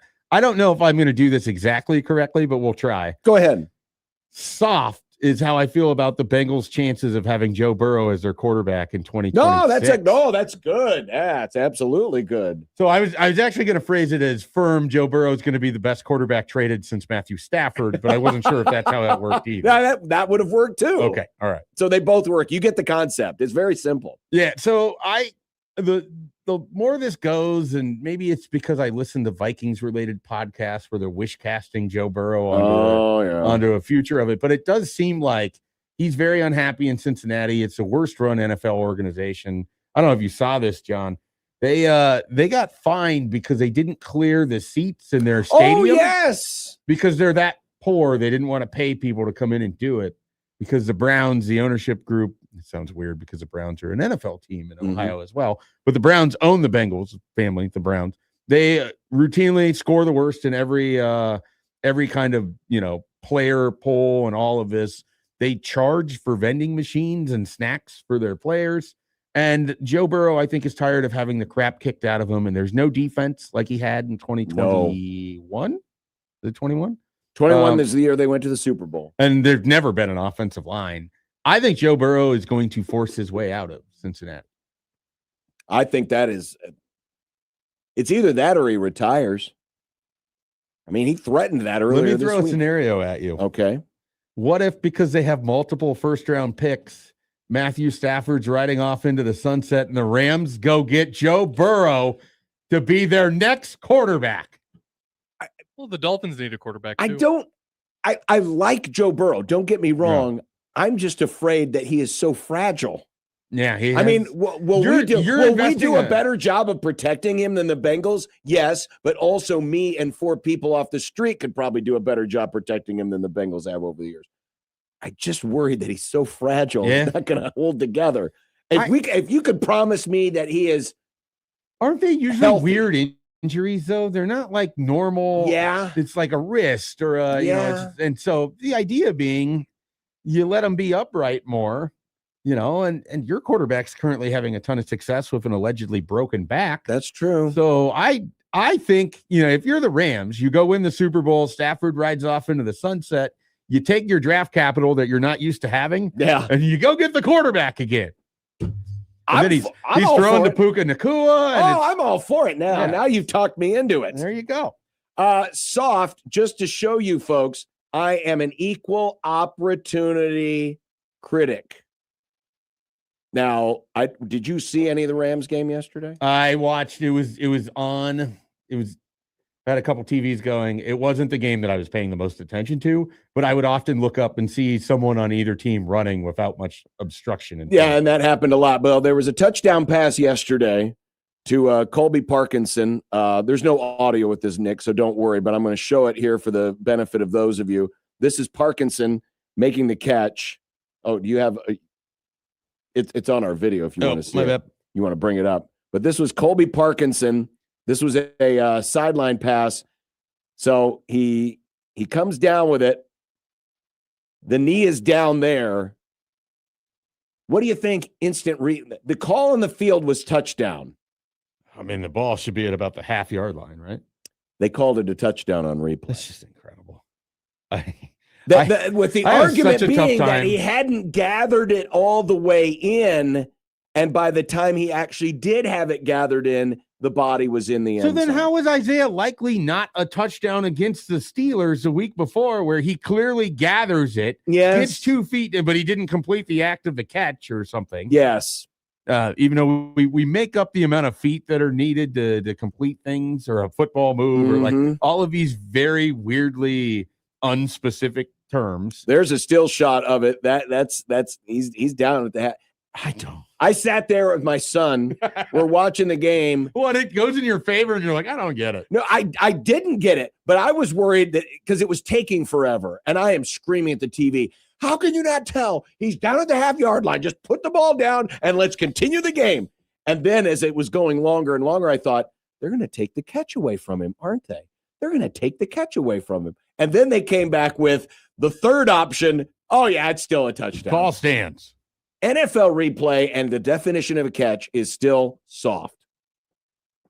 SAWFT, soft.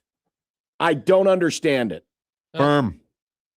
Kirk Cousins will be in Minnesota in 2026 as a competition for J.J. McCarthy. Minnesota! Kirk O'Chain, let's go. Really? They need somebody. They can't just give him the job. He's going to have to play, and then they got to have a competent. But they beat the Cowboys yesterday. You still have to have a competent quarterback. You want to talk about soft? J.J. McCarthy's missed all of last season. He put himself in concussion protocol. And they're actually you're fine, but he didn't want to play the Seahawks. True. They soft benched him because his ankle injury didn't allow him to play. So you don't know how many games you're going to get out of J.J. McCarthy. You got to have a veteran quarterback ready to go. Yeah. Who knows Kevin O'Connell's system better than Kirk Cousins, who just lit up the Tampa Bay Bucks? Let's see it. Wow, I did not see you jumping back in on Kirk Cousins. I love Kirk Cousins. He did lead you to he did beat the Saints. If they had a Cousins or a Darnold, with the Vikings defense right now, they would be right in the mix with the Seahawks and with the Rams and all of it. Yeah, you're right. They have so many just stupid losses this season that competent quarterback play would erase for them. One last one, and that is soft. Have you seen this? Have you heard about this? The second year of the NFL stealing Christmas from the NBA, and your games this year on Netflix, the 1% chance of making the playoff Cowboys against the Commanders. And that could be 0% by the time we actually get to this game. You could be 0% by the end of Saturday night. The Eagles play on that's Saturday. true. The Lions with slimming playoff hopes against the already eliminated Vikings. And then in the evening, the Broncos, the one team we know is going to the playoffs, against the Chiefs. Gardner Minshew. Without Patrick Mahomes. Merry Christmas, football fans. And people will still watch. And they'll still watch, and the NBA will still be outrated 5-1. Even though Netflix doesn't really do ratings. That's true. It'll be top 10 on Netflix. They'll be like, it's 2 billion streams on Christmas Day. The good news is, folks, you could always switch off of the game on Netflix and watch the new Knives Out film, which is our film this week for Movie Club, which we will have already reviewed by Christmas. Yeah, I was going to say, that doesn't help the people. But if you hadn't seen it. I do intend to watch that at some point in time. Watched it yesterday. All right. I'll have my takes. Yeah, I was going to say, save it. I'll save You it. can tell me off air. I'll tell you off air. Tape. I'll tell you off air. We'll come back and say RIP to the Chiefs streak and welcome in Michael Severe on 1620 The Zone.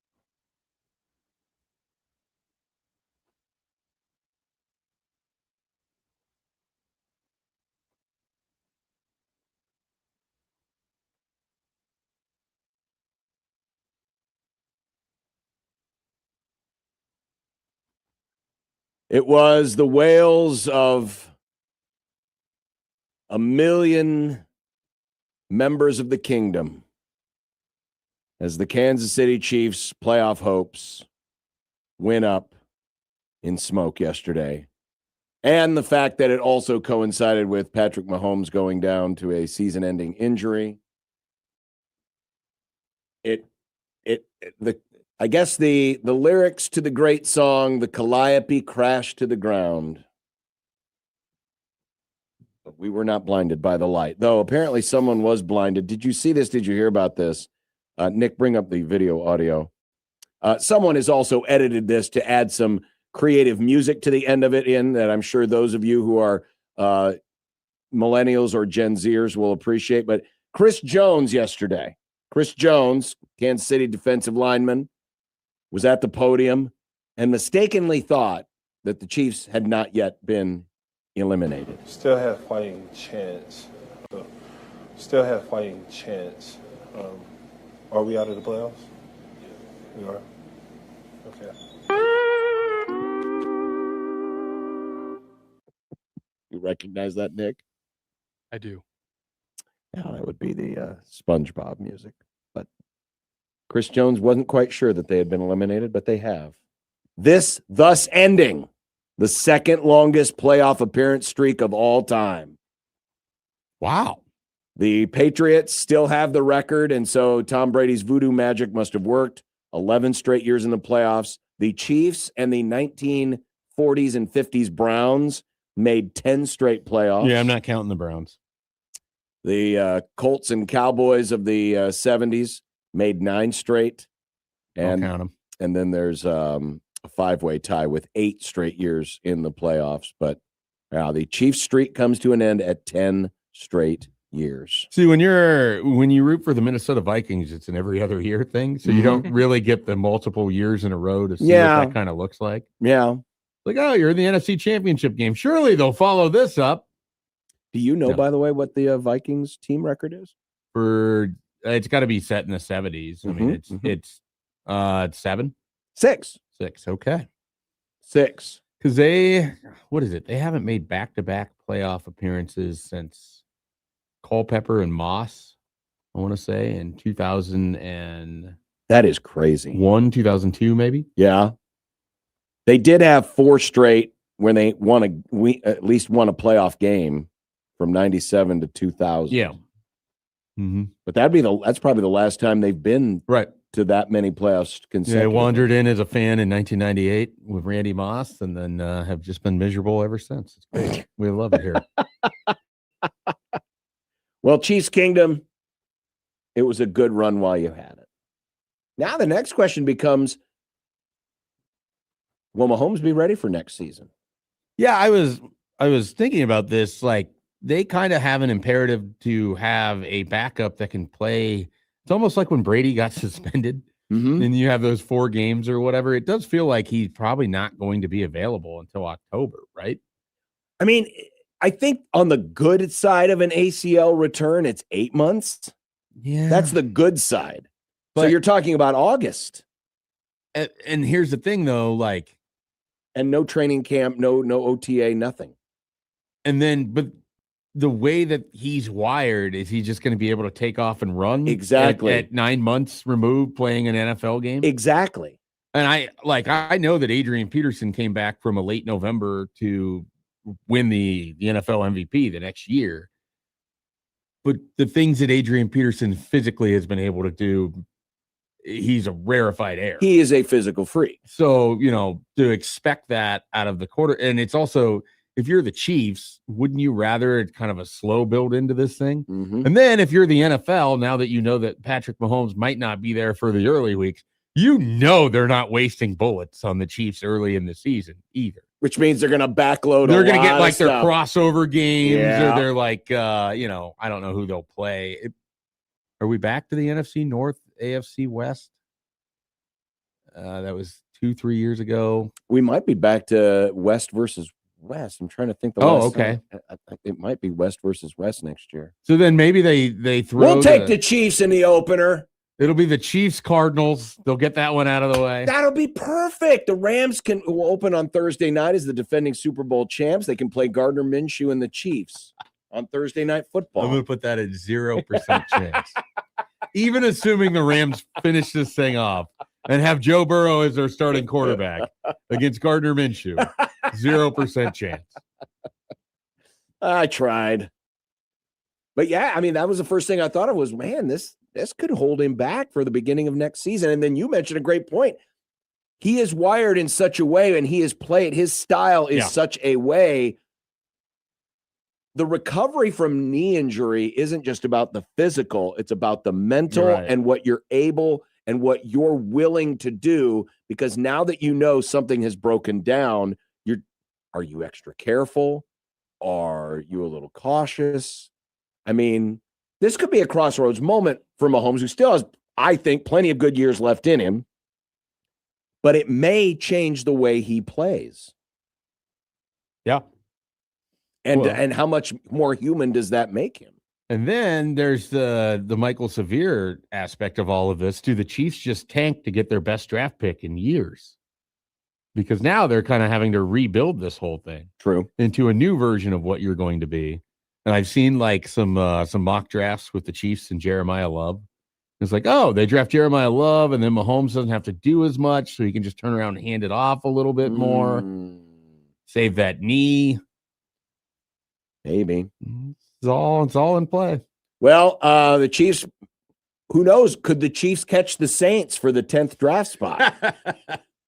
Well, the Saints are apparently going to try to challenge the NFL's eligibility rules, probably in court. Let's see if they can get those thrown out. Speaking of the Saints, Michael Severe coming up next. It's a happy hour. I'm John. He's Mike Schaefer. Nick Grimm back after this, 1620 The Zone.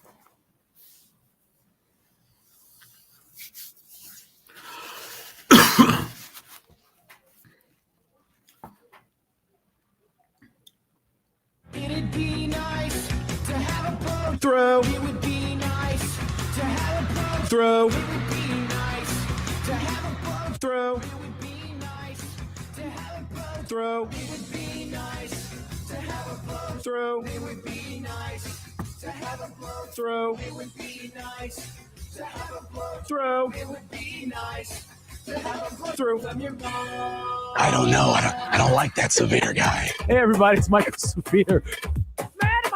If the first word is hash brown, you guys can add patty or something Latin if you want. It's still a hash brown. I remember the first thing I thought walking out of there was, okay, we're back. You just got to go in the back. I'm sorry.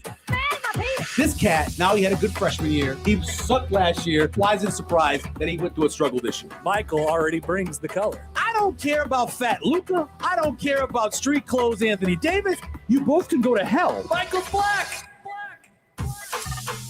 It's a Michael Severe Monday. Michael Severe, the executive director of the Jet Award, and of course the host of Severe Reaction. And a very happy Saints fan once again. Congratulations, Michael. I mean, man, this team's on a roll. Is there still a chance they could win the NFC South? There's I think it was definitely Josh. Josh was talking about going to see his therapist and how she kind of didn't understand the pain that he got from the Cowboys. And this morning, I was battling some depression. I mean, it was bad yesterday, and I thought I'd get over it. But I don't understand what players or teams are trying to do.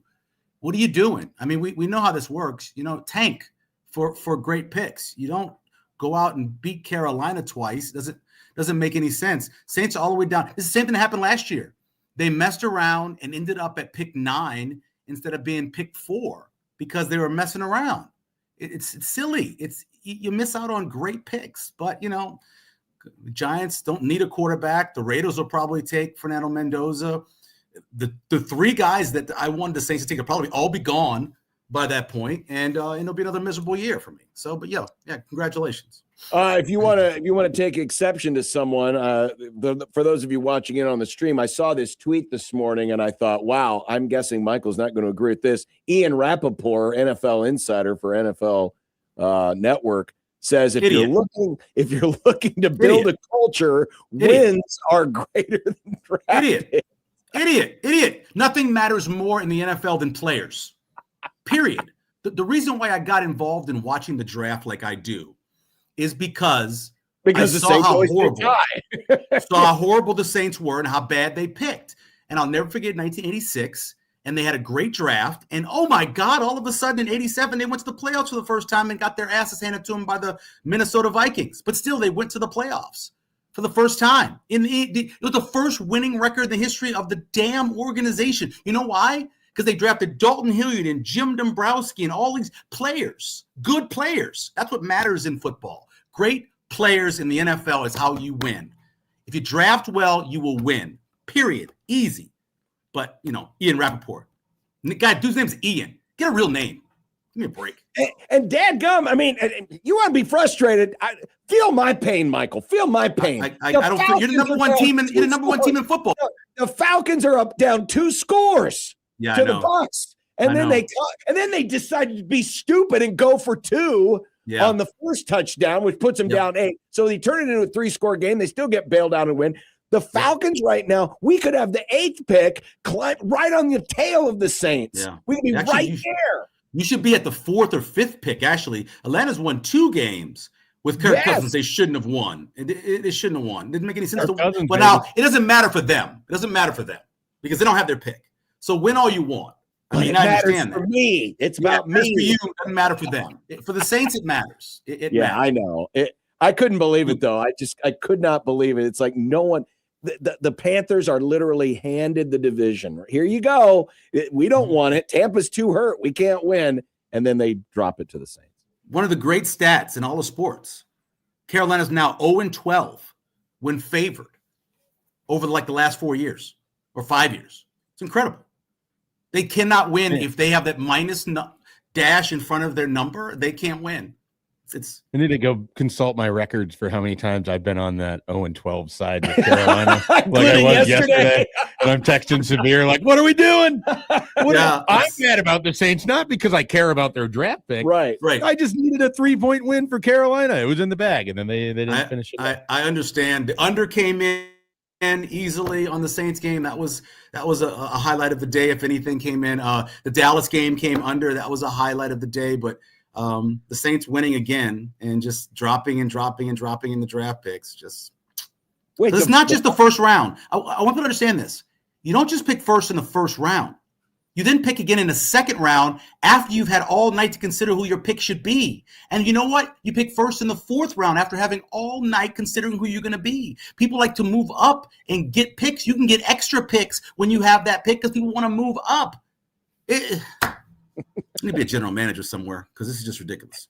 I would take you over Kwesi Mensah-Adolfo if you'd like to go live in Minneapolis. I love Minneapolis. I love the city of Minneapolis. I love it. I love it. I love it. We'll see if we can swing that to happen. Hey, speaking of picks, Joe Burrow was once the number one pick overall. Do you think he will be with Cincinnati next year, or will he be with a new team? I hope that he doesn't. So you remember what happened with Carson Palmer, right? I mean, Carson Palmer had that situation where he got stuck there for a while. He almost had to retire to get out of there. He threatened to retire, right? That's how he sort of forced it by just not showing up. Basically, I'm done playing football, and then he ends up in Arizona. No, I hope so. I mean, for Joe Burrow seems like a good dude. You know, he just seems like he likes to have fun. He wants to play football. He'll get hurt. He'll come back faster than you ever expected. Makes incredible throws, fits things into places that it shouldn't be fitted into. And I hope so. I would not wish being a Bengals player on anybody. It's not just the fact that they haven't been a good franchise. Look at the grades that come out about the franchise, you know, with food and way they take care of the families. And I wouldn't want to be anything to do with. And again, Cincinnati's got the worst food product next to St. Louis, you know. So I wouldn't want to live there because of that reason either. So I feel bad for the kid. Great. Guess who's going to Cincinnati tomorrow? Skyline chili. You know how bad the food is. I still have not had the Skyline chili. The one thing they did invent that's pretty cool, they invented tartar sauce.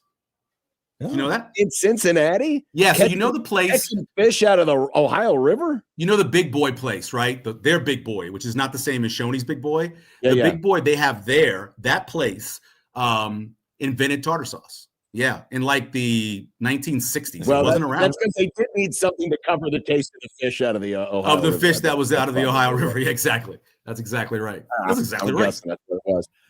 Yeah. Theo wants to know, ask Severe about his good riddance tweet today. I'm assuming the tweet he's referring to is the GIF that you used of don't let the door hit you where the good Lord split you. That seemed to be timed with a certain announcement that came out. Well, and anybody that knows me and like knows me off of here knows that I don't know why.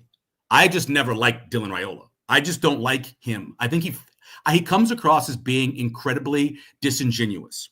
Like, I know the act is there and the way he delivers and talks about everything, it sounds great, but I just never liked his stick. I just don't like it. I don't like the fact that he ran out in front of Bud Crawford when they ran out when Bud was there as the captain. I don't like the way he handles himself. I can't stand the fact that he can't fix his footwork enough to make a throw down past 20 yards. The amount of games that he cost them, that they made excuses for him and blamed other people, drives me nuts. The buck stops with the quarterback. You choose to be a quarterback. You get in that damn line in third grade because you want to be great and you want to win. You don't get in the wide receiver line. You don't get the running back line. You get in the damn quarterback line because you want to be great. And too many times, I think he came up short in being great. I blame him. I do. I know they talk about he learns this and he's doing all this and the big brain on Brad and all that stuff. Listen to me. Too many times he made mistakes that didn't make any sense based off of what he has in terms of training, experience, supposed skill. So look, he wants to go and shop. They want to go shop him last year and they want to shop him this year. Go. Peace out.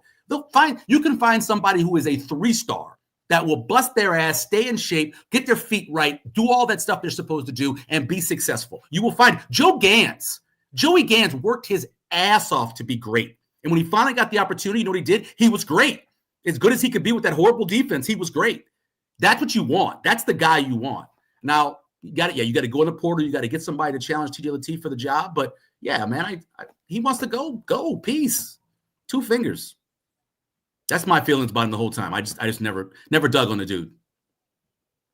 I'm going to transition from that to. Please go to volleyball. Please go to volleyball. No. Damn it. Darn it. We're staying with football here because this is kind of central to what John and I have been talking about. Mm-hmm. It's the 4th off season for Matt Rule. You've just finished your 3rd year. If you're a Nebraska fan, what are you feeling good about with Nebraska football right now? Because you are replacing staff yet again. Your best player in Emmett Johnson is leaving. Your offense looks exactly as it did with Marcus Satterfield. And you spent all of this money to better your offense, and it didn't go anywhere. Your defense suffered because of it. This is your head coach just signed an extension. As a Nebraska football fan, what do you feel good about right now?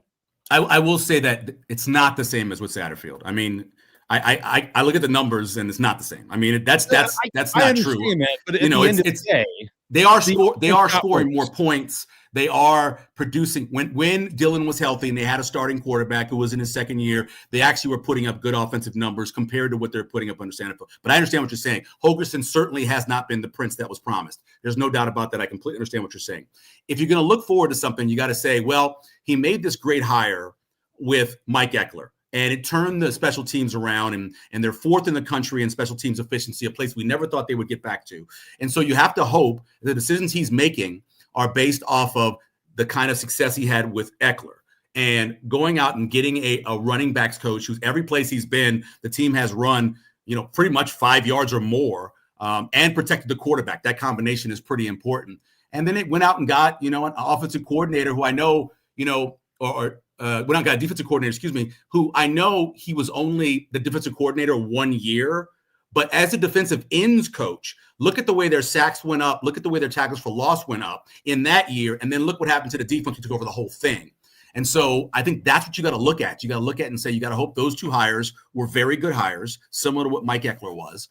And you got to hope that the thing I've been talking to John and Josh about, there's times where just because it's worked for you in the past doesn't mean it's going to automatically work because you are who you are. Sometimes you have to change the way you do things, and you have to let other people have power, right? You have to let other people lead, and you got to let your offensive coordinator do what he wants to do. You got to let your defensive coordinator do what he wants to do. You got to let your offensive line coach do what they want to do. You have to let other people have the power. He talks a lot about being a CEO. Fine, be a CEO, and yes, you should be in the special teams meetings so everybody knows it matters. You should be around the different coordinator meetings because you want them to know it matters, the players. But let those guys do their jobs. If you hired them, you think they work, let them do their jobs. And I think hopefully by year 4, he understands that because it didn't work in that old year 3 thing that he talked about. And you got to hope that the hirings he made are efficient hirings. And you got to be happy that supposedly you have enough money to do whatever you want, right? Isn't that what we learned? They got enough money, do whatever they want. Well, that's what they've said. It's interesting you mentioned that, Michael, because you're bringing in a defensive coordinator who has all of 4 years of defensive coordinating experience and 0 in the Power 4. And so is that necessarily the person you just turn the keys over and say, it's yours, go run it? How long was Tony White a defensive coordinator? Before Nebraska? Yeah, Syracuse, right? Yeah. 2 years? Was he there 2 years? Was it more than that? He was at Syracuse for 2 years. I don't think he was a DC at Arizona State. He wasn't. He might have been at Arizona State for a year or at the end of a year when someone was let go or something like that. I think only as a full time. I think he only did 2 years. He was a DC at Arizona State in 19, Syracuse for 3 years. At the end of the year, I think. Yeah. So I don't know about, and I understand what you're saying, and you worry about it not being the same level, right? You're concerned about that. But it happens all the time. You can hire a guy who you think, Mark Whipple was at Pitt. Last time I looked, Pitt was a Power 5 school at the time, and it didn't work out. I mean, you can get a guy who's got tons of experience. You can get a guy who's got a little bit of experience. I think it's about finding the guy that fits your culture and letting that guy do his job and do the work. The numbers, again, I told you guys, there's a radio show that I follow, a podcast that I follow. It's a betting podcast for college football and pro football. And they talk so much about San Diego State's defense. They do a whole little skit on nowhere fast because of how good their defense has gotten. And you never know if they're going to ever get to the over because their defense is where they are. And so, no, I got a little bit of confidence in what he's done and what I've seen in terms of the numbers. But yeah, anytime you hire somebody, it's going to be a crapshoot. I don't care if you hire a guy who's been at Alabama as an offensive coordinator or a defense coordinator. He may go someplace else and he may not be as good as he was under that great coach, you know? So, you know, I don't know. I don't feel, I'm not as worried. I said this to you guys last week, be the best you can be at the level you're at. And I've noticed if you go back and look wherever he was, Bemidji State or wherever the hell he was before, he seemed like he had a really good defense no matter where he was. And so I gotta believe that he's going to take that to the next level and have a good defense here. And my point wasn't to say that Orich can't be that guy. It's more of, for Rule, a guy who has had his fingers in a lot of different pots to change over and turn over a new leaf and be this guy where he's more willing to be a CEO. It would seem like that would be more likely to come with a more seasoned guy, let's say a Phil Snow, just for argument's sake, than it would be a guy like this. But man, that would be one heck of a change for him. Culturally, his own internal culture. Yeah. And what he had Phil Snow for 10 years, right? Basically, the 3 stops, including Carolina. He had Phil Snow. And I would assume Phil Snow did his own thing. I would assume. I know that Coach Rule would come in and help with the defensive line, but I would assume that he understands that, you know, when it worked with Phil Snow, he was doing his own thing. So hopefully, but no, I know he hired another young guy who doesn't have a lot of experience that he can help groom or whatever else. I understand. I've seen that in the past, and excuse me, that's been a conversation about him. I was just trying to give you things based off of what Schaefer said. You know, what do people have to look forward to that they can be positive about? And I think those are the things that I would try to sell to people, you know. What would you sell to prospective players in the portal as you kind of try to build that out too? Because obviously there's money, but if you're, you know, depending on what you want to do at quarterback, you don't, I'm just curious, you know, you don't have a running back right now. You don't, I don't know that you have an offense. If I'm, I will make you a lunch bet. When you get when you get another job, we make a lunch bet.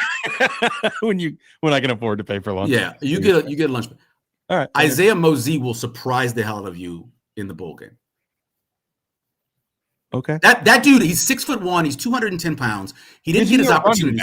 He didn't get. Yes, he's a running back. You didn't give him a lot of. Look at his. It's a small sample size. I know it's like 4, 6, 7, 8 runs, but watch the way he finishes. Watch his balance. His quickness at his size, I think he is. I watch him, and I think if this guy was playing someplace else and they'd have given him the full load and said, hey, I know you're a freshman and I know you've been playing wide receiver, but I need you to go in there and give me, I don't know, 60 carries, 70 carries. I think he could have produced at a high level. I really do.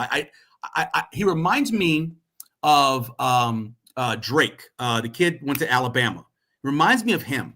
The way he runs, the way he's built, he reminds me of that kid. And I think he can be. And I think they're going to give him that opportunity to run the ball in that bowl game. And I think he's gonna again, it's against Utah's run defense is horrible too. So I don't know if that's going to give you a complete understanding, but I think he's gonna surprise you. Do I think they're the only guys they're going to have? No, you got to go in the portal and get somebody else. Continue to bring in competition. I think the Rule kid, when he comes in, he's going to be interesting as a freshman, but obviously most freshmen are limited when they come in as running backs. But I think they can build a successful run game without having Emmett Johnson here. Have you come around then on Mosey? Because weren't you concerned about him and the way he runs?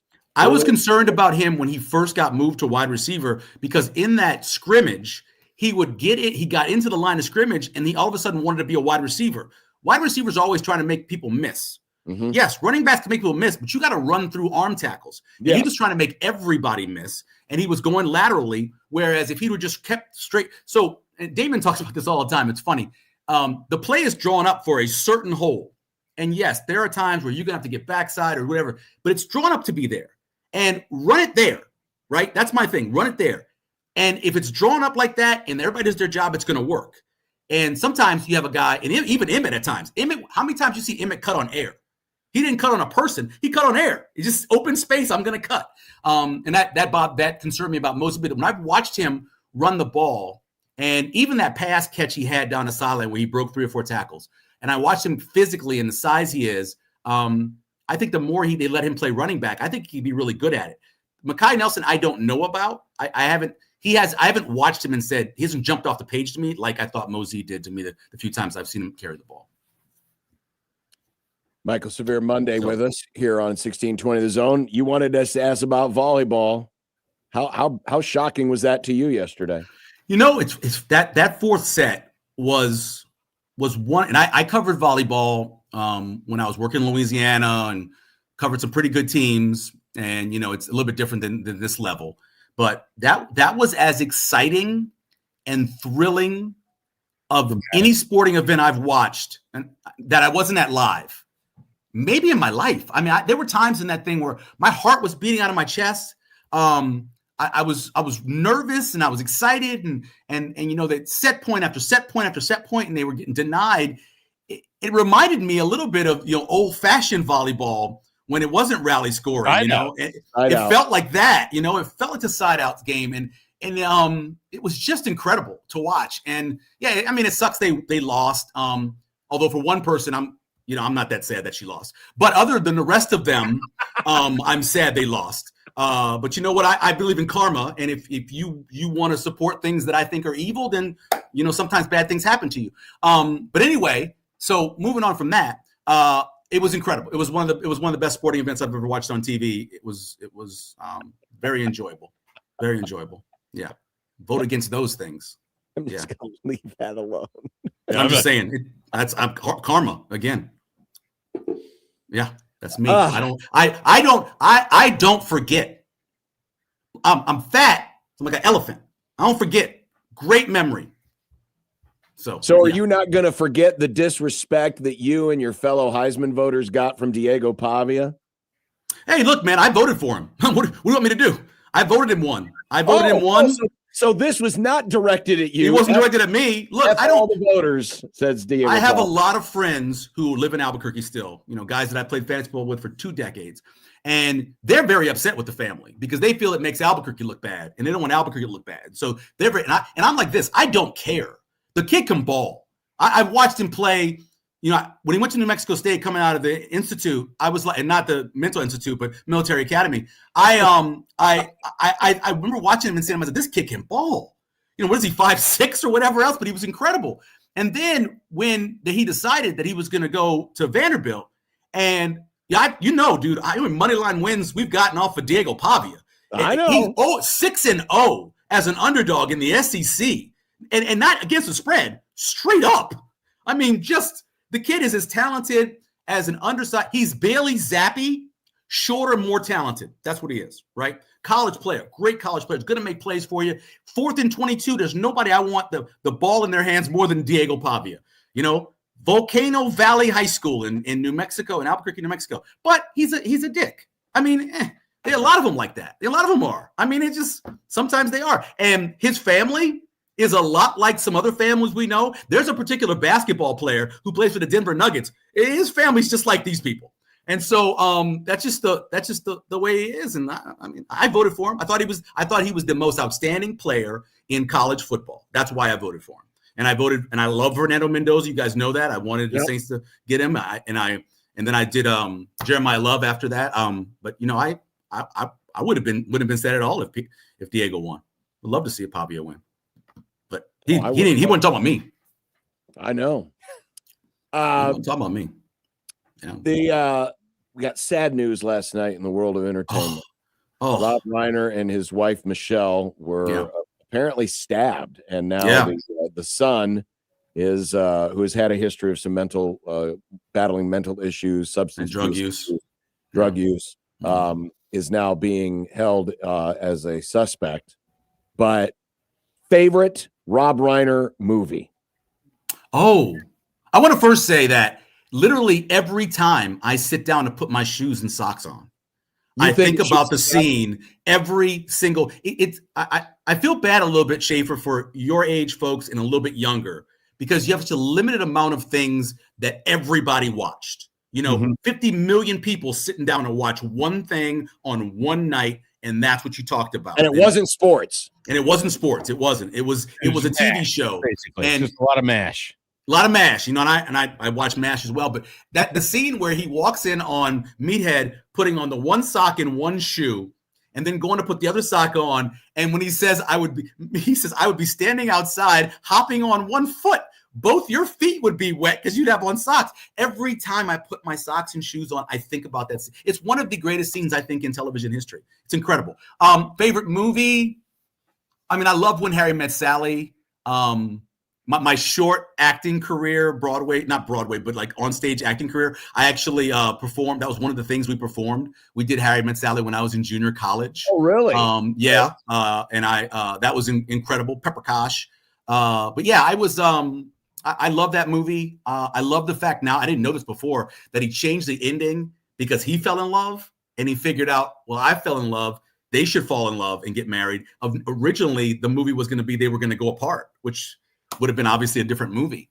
Yeah, he met his wife, yeah, Michelle, on the set, and Yeah. she was like a production assistant or something, and he changed the ending of When Harry Met Sally based on that encounter, and it turned out to be very, very popular. Yeah, it's incredible. It's got one of the best scenes too. One of the best scenes that yeah.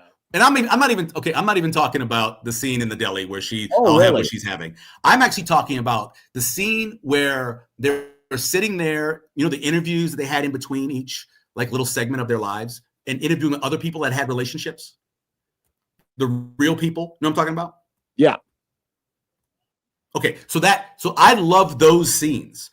That was a genius idea to stick those scenes with real couples in the middle of this movie about two people falling in and out and around love. I thought that was incredible, and that's probably my favorite part of that movie is those little vignettes in between in the movie. And the last one is great because it's actually Harry and Sally. Yeah, I'm still going to default to Stand By Me. Great movie. Great movie. I love that movie, and the story behind that one was they did a private screening. They did a private screening for Stephen King. I mean, Stephen King actually, basically, this was Stephen King writing a life story because he actually had experienced a similar thing going out with his buddies, saw the dead body, blah, blah, blah. Anyway, they do a private screening for Stephen King. And Stephen King, afterwards, you know, they ask him, well, what do you think? And he said, I need to excuse myself for a little bit. And he leaves the room. And Rob Reiner is panicked because he's like, oh, my God, he's going to hate this.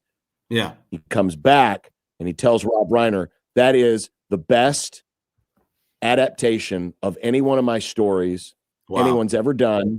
Also, the decision to have, and I can't remember the characters' names, but the kid who eventually pulls the gun on the bad guys. Yeah.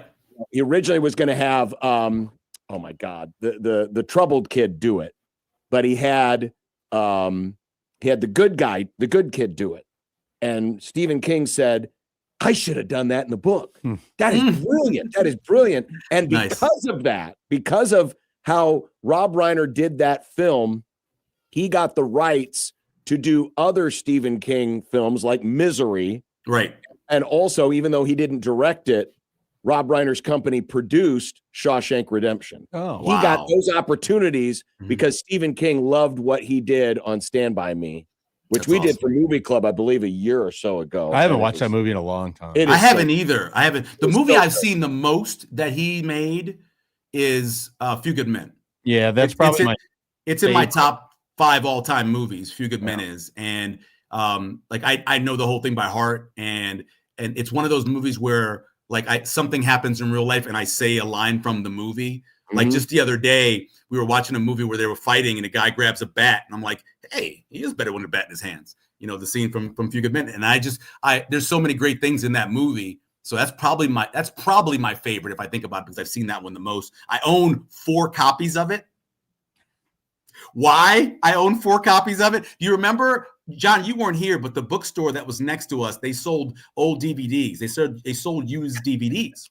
And so we would go in there before the show. You know, we would go there show didn't come on until 3. We'd go in there at 1, and I'd buy these used DVDs, and I bought it was like the 10-year anniversary. It was an unopened one. It was a used one that had like special commentary on it. I have 4 copies. What do you need 4 copies of a movie? I know. It was like $2. It's $2. It's $2. What do you want me to do? I bought it $2. But yeah, I do truly love that movie. Yeah.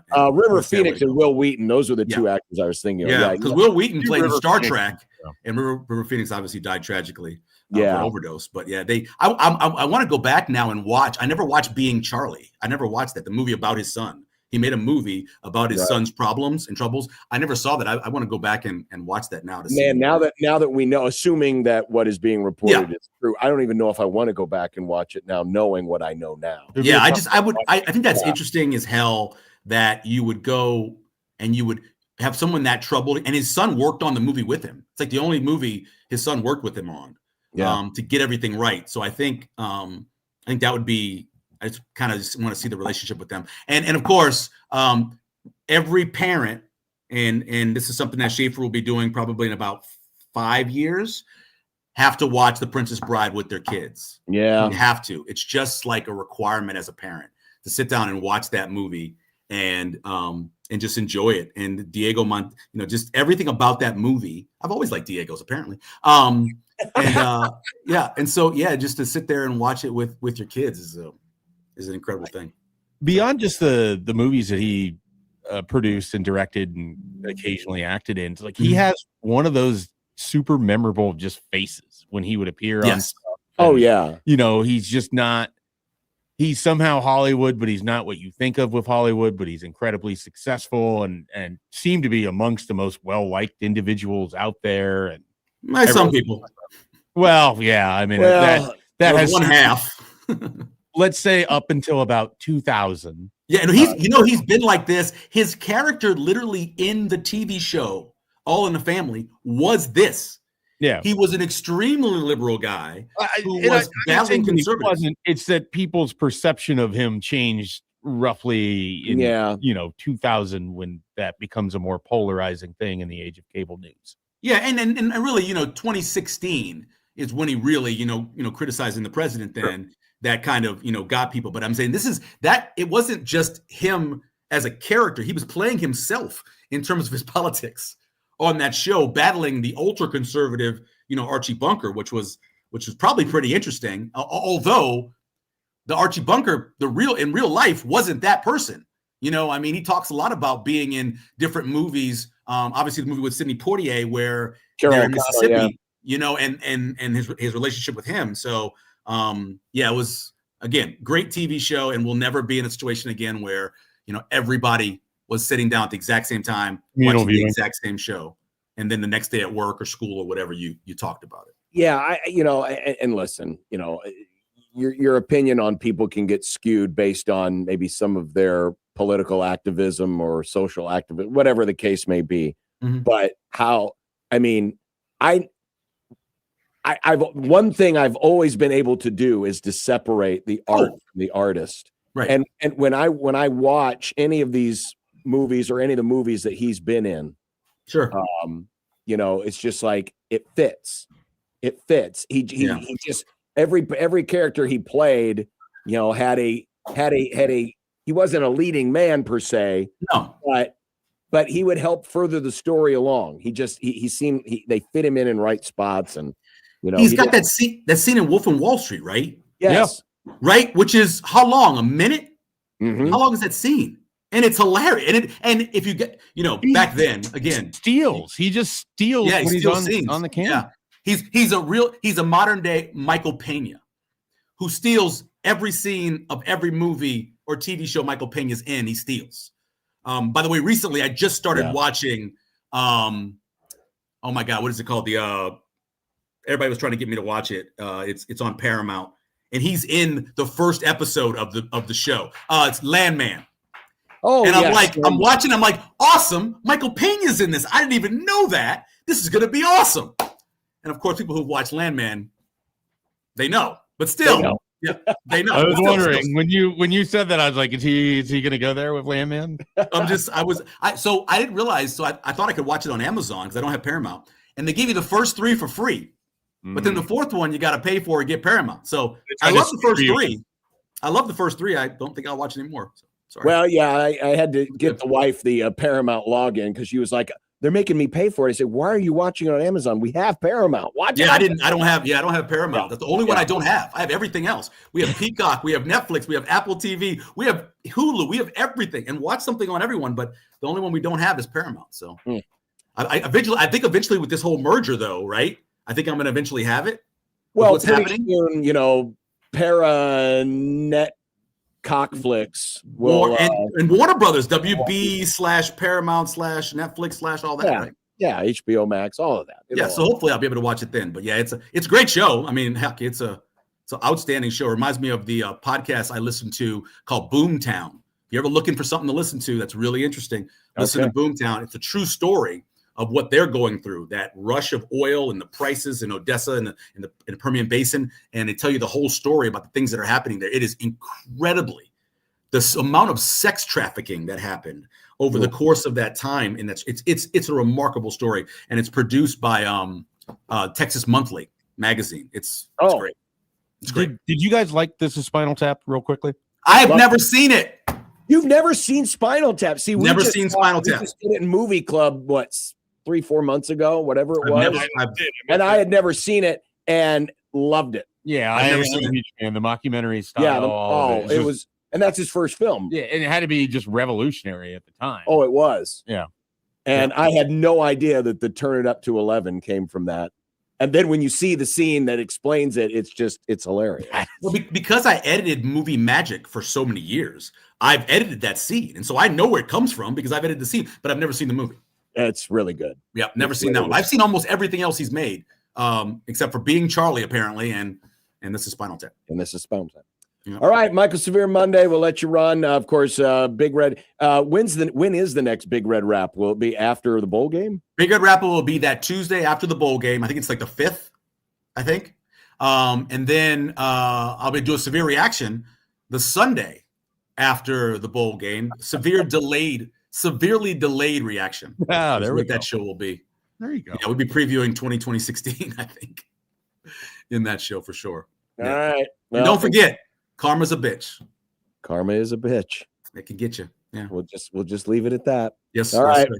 Okay. See you, Michael. Bye-bye. Michael Severe joins us every Monday. We always go a little different places with Michael. We like. That. I was not prepared for that either time. I'm not gonna lie. And I've known Michael a long time. I'm gonna have lunch with Michael on Wednesday. That still got me. I was unprepared for that. Yeah, that's the best thing about Michael is you never know when you're gonna get hit with a jab. We had a 5.5-hour drive back from Minneapolis to get back in time for Matt Verzal's celebration of life the day after the Minnesota game. And it started with like a breakdown of the game, and then we just anywhere and everywhere a conversation could go. And then all of a sudden you're just back in Omaha. We're at his house picking up his wife for that. It was the fastest drive back. Oh, yeah. Any human can. Michael's a great conversationalist. That's why we'd like to have him on. Mm-hmm. All right, when we come back, we'll do some content. There was some controversy that came out of the Nebraska volleyball match. Controversy? Controversy. Nice. And we have another this day in NFL history. Last week we celebrated the 60th anniversary of the Gale Sayers 6 touchdown game.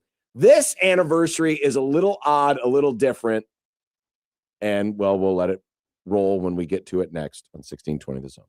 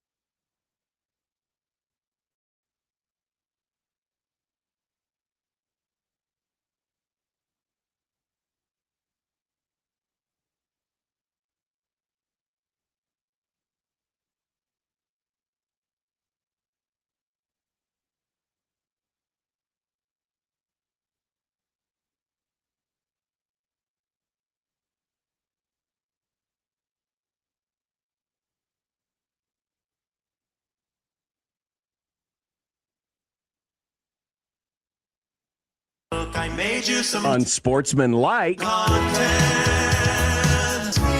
Unsportsmanlike content. Unsportsmanlike content. Content that's unsportsmanlike. All right, Nick. Hello. Hit us up with some takes, questions. It's content time. There was a small bit of controversy in the wake of Nebraska's shocking 5-set loss to Texas A&M. Remember what I called them, by the way? Texas ass and more ass. Reporter Lindsey Schnell of The Athletic fired off a tweet critical of Nebraska not making players available for post-match interviews. Nebraska officials quickly tried to put out the fire by pointing out that there were players at the podium. Is there anything to see here? So her tweet was she was quote tweeting something reported or tweeted by Sam McEwen and linking the World Herald story about how an NU staffer told the media, quote, "We're not doing interviews today." So Schnell of The Athletic said, "This is so pathetic. You cannot say you want equal coverage as male athletes and then refuse to show up when things don't go your way." It was later pointed out, well, Nebraska did do their obligated media at the podium.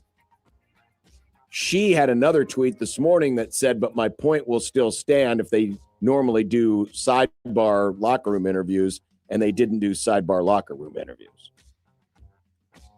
I understand to a degree where Nebraska is coming from on this. I mean, they did do their obligation.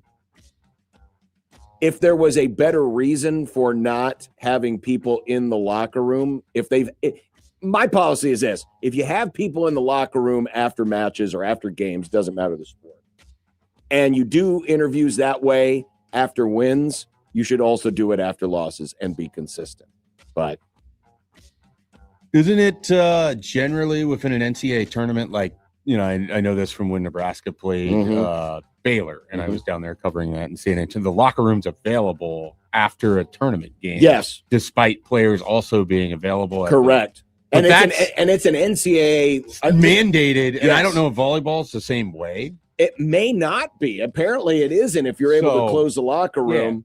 There were also folks saying, well, there was illness that was going through the team, so maybe that was part of it.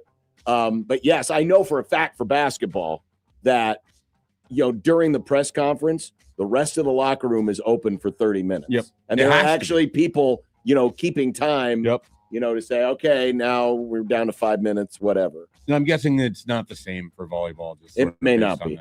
It may not be. Yeah, I mean, they met the threshold for their obligation. If they had a reason as to why they didn't want it, you know, I wouldn't say it's a non-controversy, but this isn't a particularly large story. Yeah.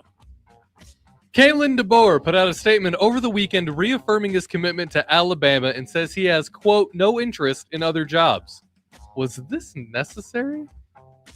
You think it was necessary? No, but I would assume that he at least needed to quell the idea to make the Tide folk happy, I guess. We live in a weird society. I mean, college football especially is the perfect microcosm for just how bizarre communication is with things. Like, he has a sitting job at one of the premier universities in the country, and he needs to put out a statement that's like, hey, I like it here. No, really, I do like it here. I mean, I don't think it's necessary, but I also wouldn't be surprised if Kalen DeBoer leaves for a different job either. So I understand why there's people that would have a little, you know, hesitation about it. And it's probably being used, and this is where it really comes in, it's probably being used against him in the portal tampering. Correct. Right, yeah, it's portal tampering season. Also, you had the Michigan folks making a lot of noise about their situation. When aren't the Michigan folks making noise? I know when Desmond Howard is suddenly quiet on anything that has to do with the University of Michigan. He has been very quiet, hasn't he? Oh, that's when they're not making noise. Very, very convenient. It's when Michigan's not making noise, that's when you should be worried. Yeah. It's like that meme. My I'm not leaving Alabama shirt has people asking questions already answered by my shirt. Pretty much. Mm-hmm. Florida QB DJ Lagway, the man whom Husker fans love to compare Dylan Raiola to, is entering the transfer portal. When will Dylan enter the transfer portal? Well, we found out today, didn't we? Yeah, but like specifically, the exact hour. Well, the I assume minute. it'll be the day that the portal officially opens on. Yeah, it January depends on when the 2nd. paperwork slides through the machine. Yeah. The DJ Lagway thing is fascinating. The content creators at my former employer, 24/7 Sports, cannot wait to release lists. DJ Lagway, best available quarterback. Mhm. Can't wait to hear the explanations as to how he was, by multiple people over there, the best quarterback in the country coming into 2025. And yeah, I don't think that one held up. The main quarterbacks, I there may be others out there, but it was interesting. We do have this weird intersection. We have Lagway, who announced earlier this morning. Of course, he was the quarterback that everyone was comparing to Dylan because why is he showing up higher on these lists? It doesn't make any sense. Dylan's a better quarterback than DJ. I don't understand. Then you had the other two guys who announced, Aiden Childs and Brendan Sorsby, who both played against Dylan Raiola. It's like the 5 degrees of Dylan Raiola in the portal, and then the first degree decided to join him around 12 o'clock. If you were to rank those as a team, a quarterback needy team, Sorsby's one, I think, unequivocally. Sorsby's one. But the thing with that is he could still end up in the draft. Yeah. It's just going to be a matter of does his representation think he can make more in college with a rookie scale contract if he's a first 3-round pick. And then you mentioned Childs, you mentioned Lagway, and then Raiola. How would you rank it? Those final 3 in particular. And for me, it's not even close. I'm gonna go Lagway, Raiola, Childs. I'm going Dylan. Lagway needs to prove that he can complete passes before, like, I think a football team will win games with Dylan Raiola. I understand why Michael doesn't like him. I understand why he thinks he's disingenuous and it's all an act. I totally get all of that. I think Nebraska failed to put a team around him that could be successful. And I also think it's pretty obvious that when he wasn't on the field, how bad things went. The only reason I would put Lagway ahead is I skew more towards mobile quarterbacks. I see that the arm talent is there. Mm-hmm. You got to put him in the right situation. Was he at the right situation at Florida? Probably not, given their circumstances. I think with proper coaching, you could get more out of Lagway because the skill set is a broader skill set than Dylan. But I do see your point. Yeah, I just think you have to come from further to get him to being he's never played a full season. Right. He has never really played particularly well against Power 4 competition. Mm-hmm. You can light up Samford and Tulane all you want. I just think you need to see more. Like, I mean, Dylan at least gives you 22 games of starting quarterback experience. Yes. And say what you will about the quality of what was in there, but he was putting together a pretty good season before he went down. So for me, it would be Dylan over Lagway. Okay. Hey, guys. Yeah. Remember Malachi Coleman, former Husker? Yes. I do. He entered the transfer portal too. Again. Your thoughts? I'm surprised that he is still trying to play football. I have been under the impression that this is not the sport he really wants to play. That's been the conversation. And why continue to perpetuate this unless he sees it as the only path to whatever the end goal is? And I don't even know what the end goal is, but it just doesn't feel like his heart is in it. Yeah, I hope Malachi can find something that brings back the junior high school, or not junior high school, but his junior year of him in high school when I first met him. And he was an incredibly happy guy who just enjoyed this wild ride that he was on and wanted to be the best athlete and person that he could. I think he's been pulled in so many directions since then. I think it's been difficult for him. I think he put a lot of pressure on himself. And, he's only 20, 21 years old. Like, there's a lot of life that occurs away from the football field. Yes. To me, hopefully he can find that, put that first, and everything else will fall into place after. Finally, we'll finish it up with this one. We're at an interesting point in this day in NFL history. It's the anniversary of the act that made Philly fan famous, the booing and throwing of snowballs at Santa Claus. But check out this odd event. From a Vikings game in 1969. Nice. And the dry, matter-of-fact description of Pat Summerall.